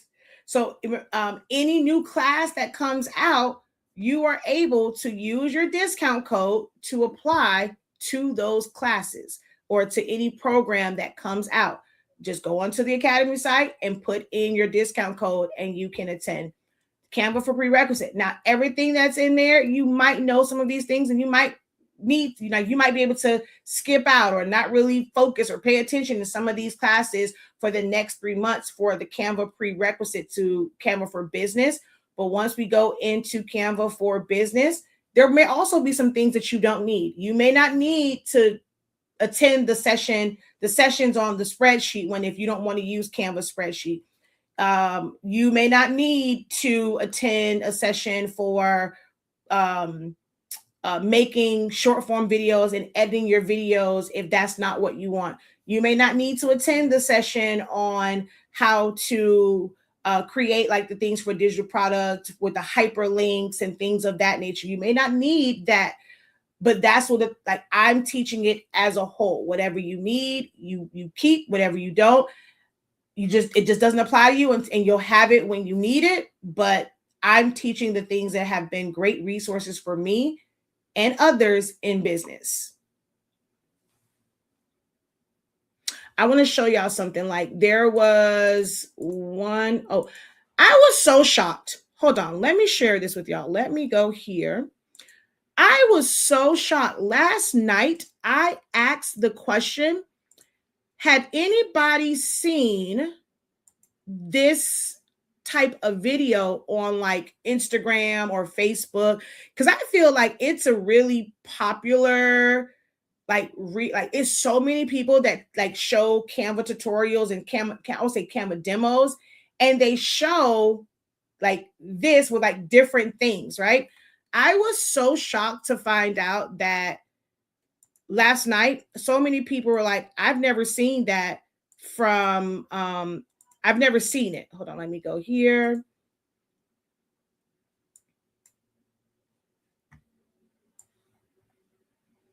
Okay, so I'm gonna let this play. Oh wait, wrong one, preview.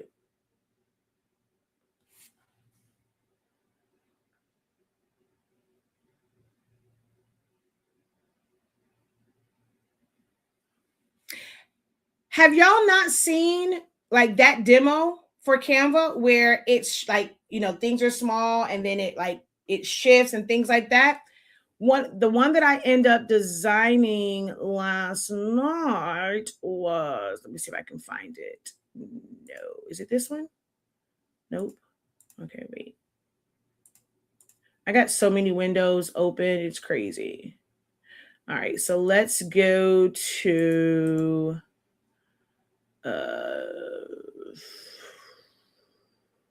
okay, let's go home and here. So I was trying to show this, excuse me, but for some reason you know what? Let me download this right now because I couldn't get it to download. Something's going on with the mobile app and I couldn't get it to download to my on my phone. I was like, what the heck? So we're going to go download this, but I'm going to preview it. This is a way that you could showcase what it is. This was like one of my last ditch efforts to help you guys with like marketing and showing it in a creative way. So I'm going to let this play.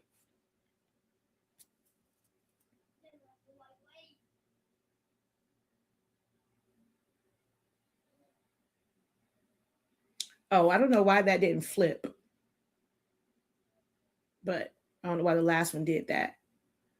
But like there are creative ways that you can show the things that you make and letting people know what you make. You don't have to put all of it in one post. You can have several posts that go out that's showing a little glimpse of what it is that you make. So although you may have seen it, like a lot of times they'll do it with like soda and different things. So someone else says, I've never seen it. Looney Dragon Studio says, yes, I have seen it. Like some people have seen like this whole transition thing on, it's so many people that kind of show like a sped up video of this. And I showed last night I was showing how they can create it and what transitions and how you have to have it like set up. And so what's great about what I do is some people probably saw this, but never made the connection. Okay, what does this mean for me? How can I use this? Well, you could use it in your business to showcase what it is that you make. You have a title page and you'll have the transitions going. And it's like, okay, this one is showing posters, t-shirts, and decals. You might have one showing tumblers, mugs, and something else. You can go and use a transition like this to show everything that you're offering for graduation season, for Valentine's Day. Or you can go and let me see another one.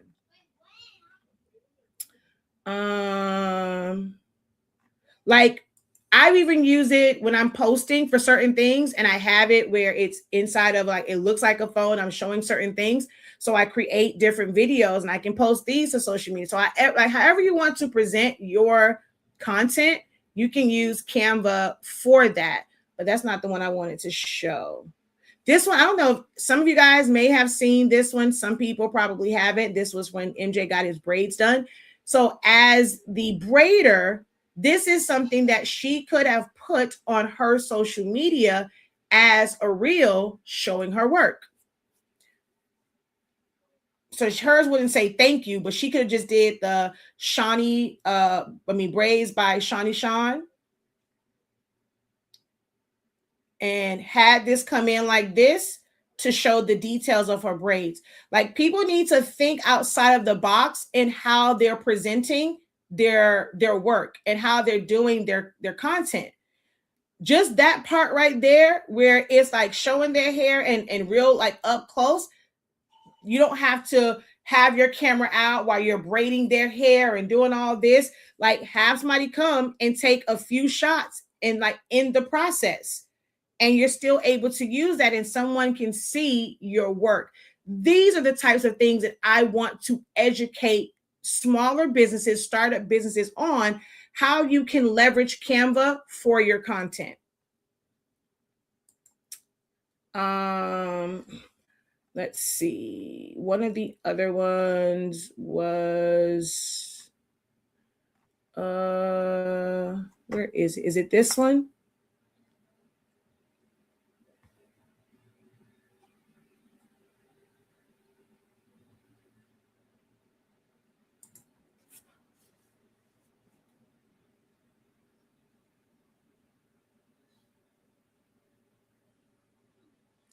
So this is like an interesting way for her to be able to present her cookies, and it looks like it's coming out of the box and it's showing the flavors. So you can go and put this on your social media just for them to see and know what flavors you actually offer. Or it can be a static post and it's showing the flavors, but you want to present it in a really nice, cohesive, professional way. It can be a whole, like, just take all these flavors and it's just showing them with a nice background, the cookie, the name of it, just so they can visually see it on social media. Now, it shows up a certain way on her website, but for social media, what's a way that I can show this to get their attention? And when I created this and I showed it in the training, she got orders. They was like, "Ooh, those cookies look good." She ended up getting orders just from me showing this video inside of a training with 200 some odd people in it.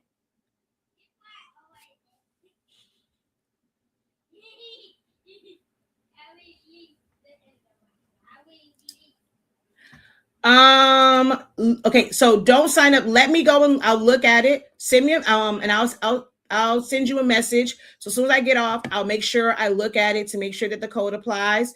And then I'll let you know. So don't try and purchase it yet. I will check the code before you do that, okay?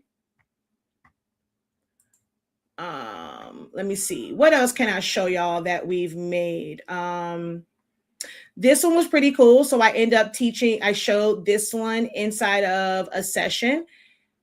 Let me see if it'll let you see what the original one looked like. So this is what the original post looked like. So I've been training people in different spaces, different industries, how to take the templates that are there, not the templates that you have to pay for. There are templates that are available right in Canva. How can you flip it and reverse it to work for you? So this is how it originally looked, and this is how it was set up to showcase her and what she does, the financial matchmaking, all of her different things.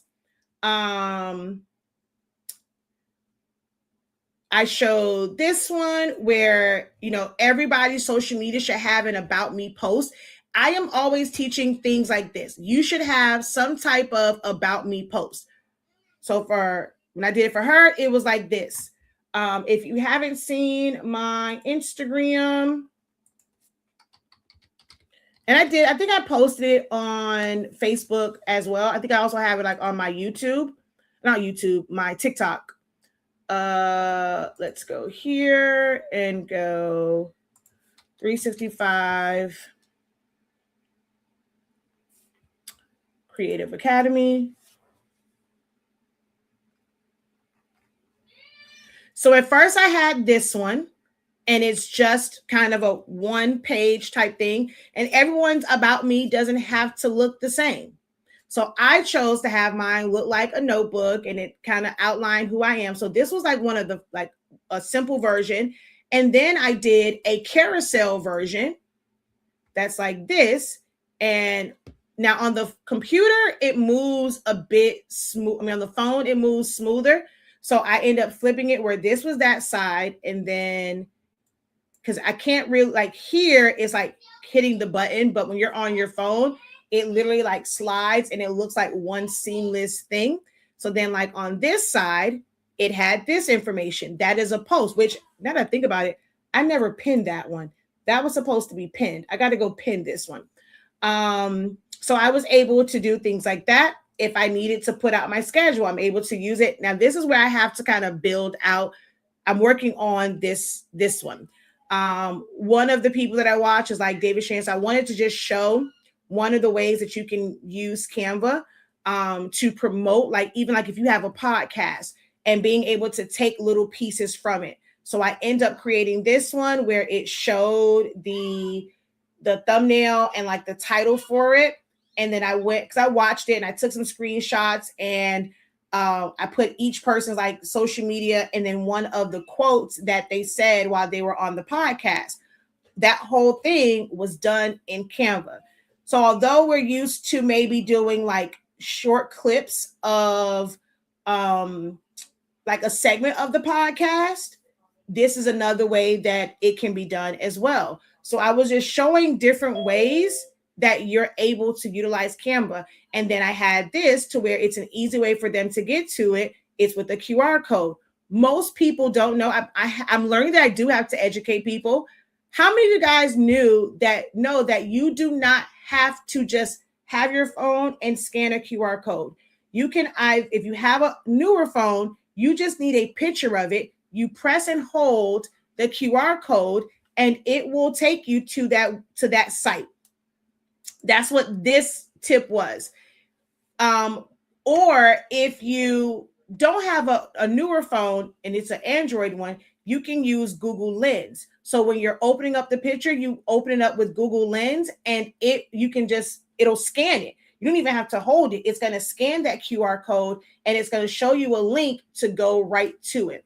So you don't have to just hold your phone up to a QR code to scan it.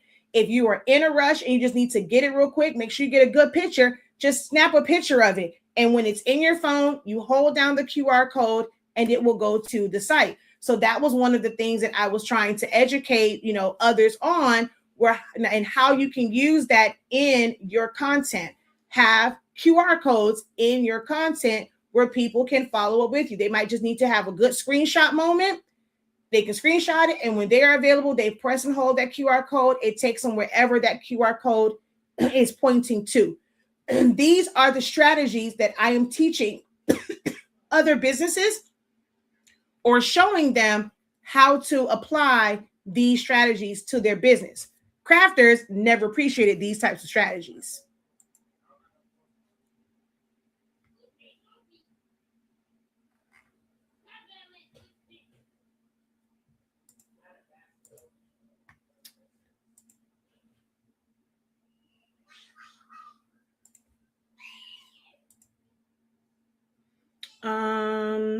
Welcome. If you have a question and you want to raise your hand and verbalize your question to the person who just came in, feel free to do so. Let's see. I need to try that. So we can either do one-time payment or the 2-week payments, correct? Yes. So you can do a one-time payment and it's $163.65. It's trainings for 3 months, but you have access to the trainings for the additional 3 months after that. It will end. No matter what, it will end, but you will have access to 2 of the trainings, like the basic ones. You'll have a forever link for those. Now, if you want, it's still kind of a one-time thing, but you end up paying Klarna says Klarna, Afterpay, or Affirm. So that $173, if you want to take it, just pay the one time. You have 6 months access. It's a little, it does come out less expensive than doing the subscription payment. So you can do it that way, but you just pay Klarna, Afterpay, or Affirm based off of they do 4 payments, 6 payments, 12 payments, however they set it up. You end up paying them monthly, but you have, you don't have to worry about like losing access. Whereas with the other one, if you don't make that payment, you do lose access to the information. Okay. Let's see here. I've never seen it. Love your version. Exactly what I need because my business is word of mouth and loyal clientele. This is nicer than a collage GIF. I have a flyer promo ready with animated photos done in Canva. Not a big thing, but something. It doesn't have to be big. I promise you, it doesn't have to be big. It doesn't have to be grand. Anything that you are putting out for promotion for your business, and you put it out the first time, it may not hit.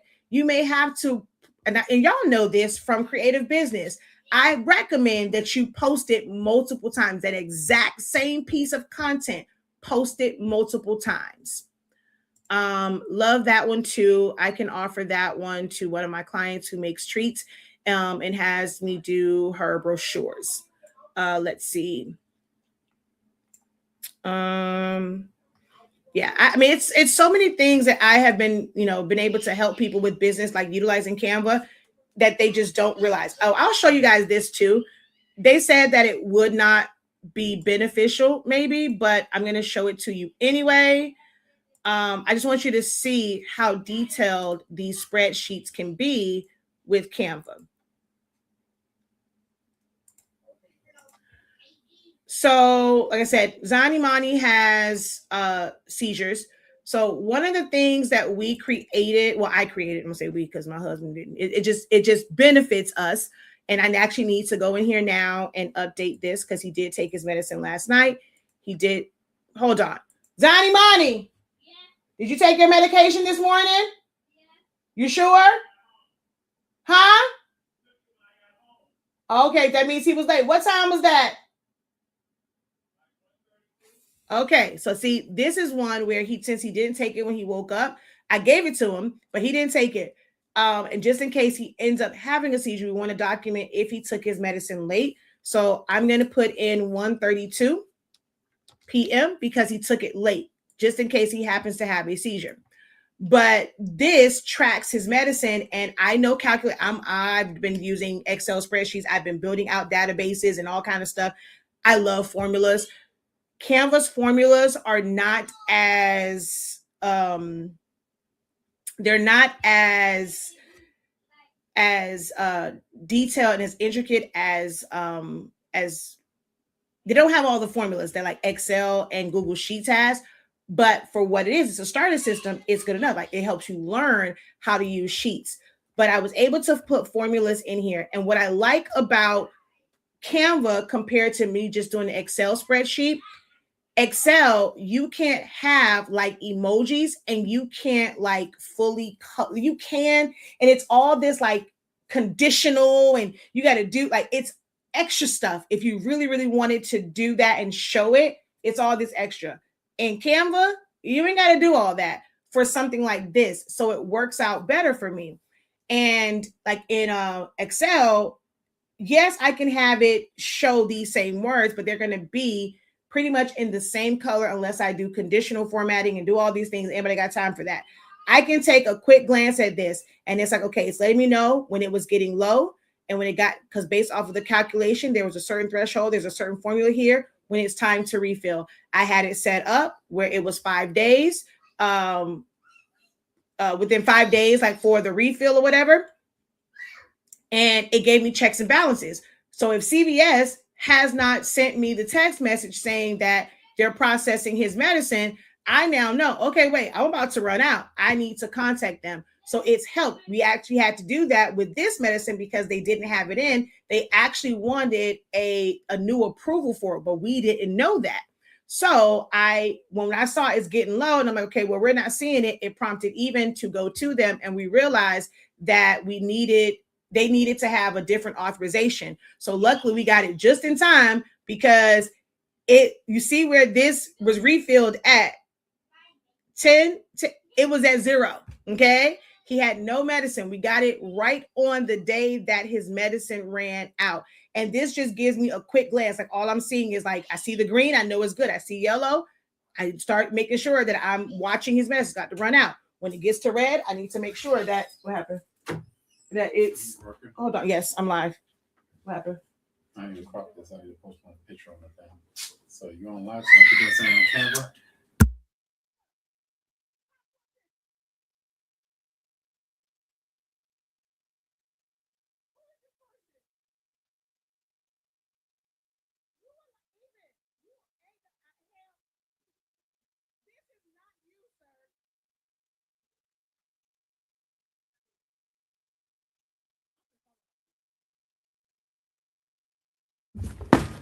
This man come in here and talk about hey, you talk about Canva stuff. I need you to go and crop this picture out so that I could, because for his job, whatever, I guess they have to put it somewhere. I know some of y'all have seen my husband in recent, even got a whole beard full of gray. He talking about some crop this. Oh wait, y'all can't see it. No, I saw him. I said, sir, I'm finna talk about you. I'm finna talk about him, because I know you lying, sir. I know you lying. Okay, wait. This man said, hold on, let me put it by my face. To crop, oh, y'all talking about you, sir. To crop this picture, Negro. This is from, I don't even think I had, this is over 14 years ago. I didn't even have MJ yet in this picture. We was just dating, which means MJ wasn't even a thought, which means this picture is over 15 years old. This is not you, sir. I am not cropping this picture. This is not you. You better go. You want me to go take another picture of you? That's your business. I can use, you want me to use AI? Because, sir, you are not putting a picture from 15 years ago. Baby, you ain't been this size. And you got more, you ain't got that much hair on the top of your head, and you got more hair on your beard. I'm not posting this picture, sir. I'm not editing this picture, sir. Now, I can do some AI to give you a tape on a recent picture, but I'm not doing it, sir. This man done lost his ever-loving mind. This is before MJ. He cute, but sir, that's before MJ. We're not doing that. You're not gonna lie to these people. That's fine. Your daddy talking about something. He said, I see the picture. No. You saw the picture? I said, this is not you. This is. Who is that? That's not current you. Exactly. This is before you, MJ. MJ is 14. Wasn't even pregnant. So this is 16. This picture has to be 16 to 17 years ago. 6 7. Goodbye. Goodbye. Goodbye. What do you want that for? Goodbye. Wait, what are you getting to?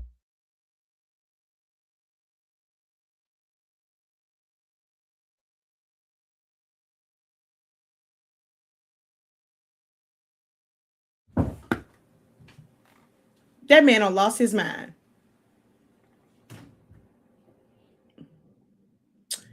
That man done lost his mind. Oh, wow. Not gonna happen, Captain. That was funny. He made me lose my whole train of thought. Oh, I was showing y'all. So I have that. And then we also have like his actual seizure chart when he has one. And then it puts on there, like, how long it lasted? Do we have to give him medicine? Did we have to call fire rescue? Do you have to go to the ER? And we're able to see like a quick glance of that based off of the images, like the way the cell is.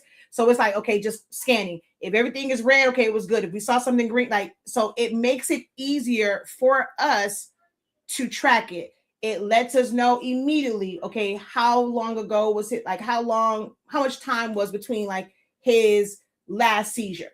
They have apps that will do that, but I then have to go into a different app when I can have everything all in one. I have it attached to a quick link, and it's on my phone. Whenever I need to get to it, I don't have to filter through my Canva. I have a quick link that's on my phone. I click it, I go to it, and boom, it's there. He has access to it on his phone. If he's at the doctor with them, or if he's coming home, he needs to see if he's out of medicine. If he needs to stop by CVS, he can do that. We did that with our food and like everything in the house, like toiletries, food, all those stuff. So I created that list. I create timers. Zani might always say, it's like in the morning, he's like, hey, did you set my timer? Because he has a timer for like being able to get on the game, how much, like, so it's so many things that you can use Canva for in your everyday life. And those are the things that I want to show.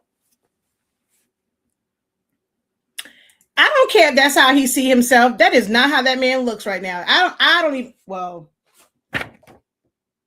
technically I do still look like this. I still have a baby face. I got a couple gray hairs, but I still look like this. My husband don't look like this no more. Him got a full beard of straight gray. Okay. Full beard of straight gray. You can't see yourself. This is 16 years ago. Not gonna happen, Captain. No. Okay, so let me, we've been on here for 2.5 hours. Let me get up out of here. So let me answer this last question here.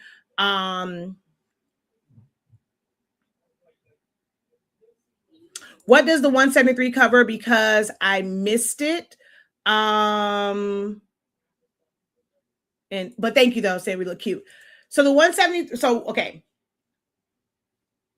I did a session for Canva, the fall understanding Canva, and that one was more so like for the creatives. Like when I first did it, that was in October, November, somewhere in there. Then just recently we did understanding Canva. It was the prerequisite for business. So it was a prerequisite for Canva business, because I'm going to teach all of these things like needed for those who want to take that to really understand Canva and see it through my lens and know where things are to make it easier when we're actually building up systems and creating things, right? So it's really learning the program itself. Well, when we did the fall one, I had issues with the internet. And so our days and things were off. And some things were kind of rushed. It was all over the place. And as I'm watching the playback, I didn't really care for how it was. And then when it came to the one for business, it's a different crowd, but even seeing with them that it needed to be slowed down a little bit, and them being very receptive to it being slowed down so that they can get the trainings that and get a real understanding of it. Because it was a lot. I was so used to doing so much in one setting or one sitting, and getting the feedback from them like, okay, it's okay to break it down. I really want to get people acclimated with it. So I said, you know what? Let's run it back, and let's run it for a little bit longer so that people can really understand it. So I combined understanding, like everyone who was already in understanding Canva and this one, I combined them, and we're going to run the main 2 lessons tomorrow and Wednesday, right? So you'll get that. It's live. It's at 11 a.m. But going forward, starting in January, every single week, instead of me trying to cram all of those lessons, because there were some of them that we couldn't get to time, and then that crowd asks questions.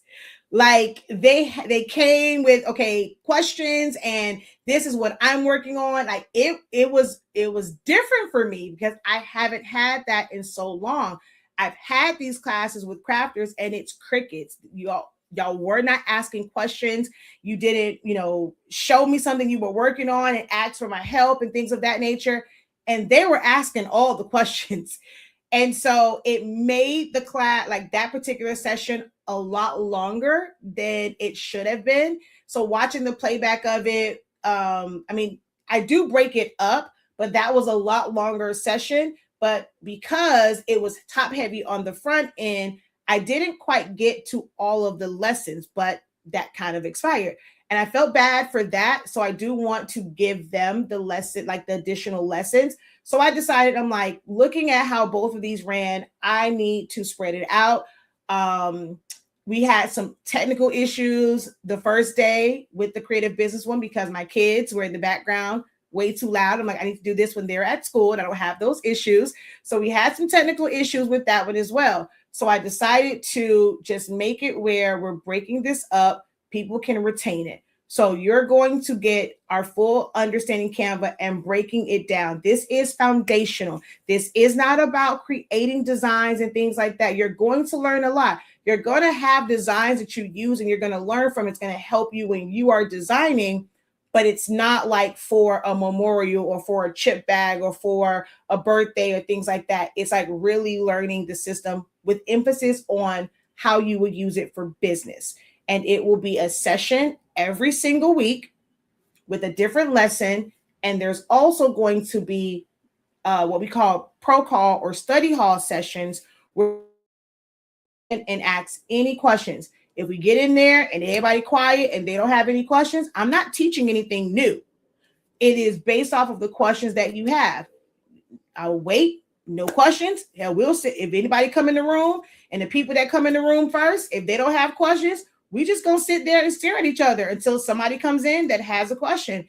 And then I will close. I'll be on for, if there's questions, I've allotted 45 minutes to an hour. If there are no questions, I will stay on that live waiting for people to come in for 30 minutes. That's it. And then I will log off.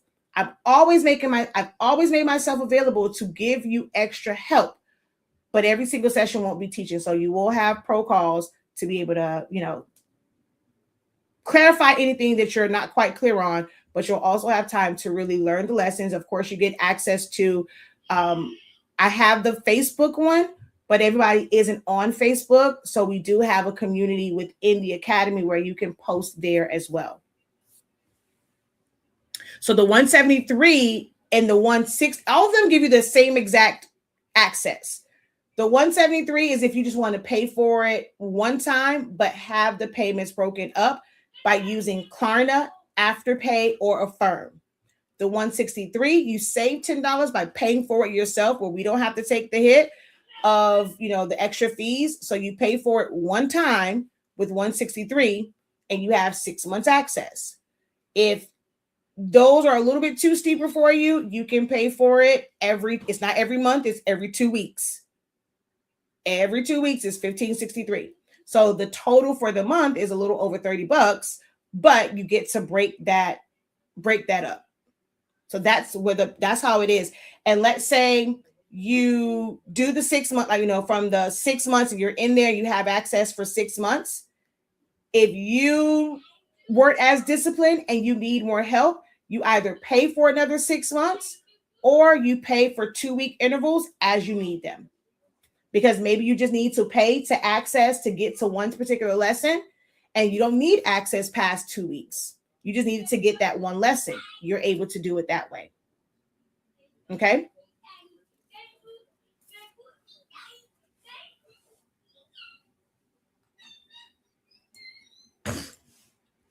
Oh, and there will be an option to where for the individual classes, if you do happen to want forever access to a particular class, there will be an option for you to purchase forever access to that one particular class.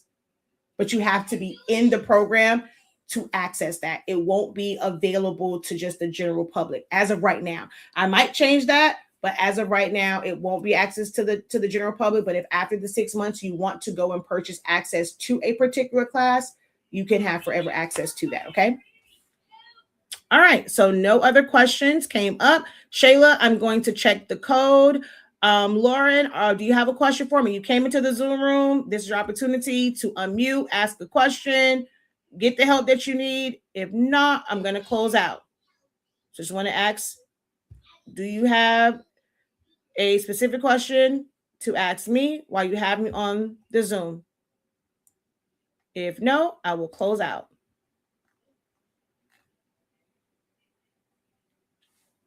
I thought thought we would talk about I was so excited. I thought we was going to have like discussions about different things. Like, and y'all are always so quiet. All right. There's nothing over there. All right, y'all. Until next time, have a great one. Continue to unlock your creativity and be incredible. Peace.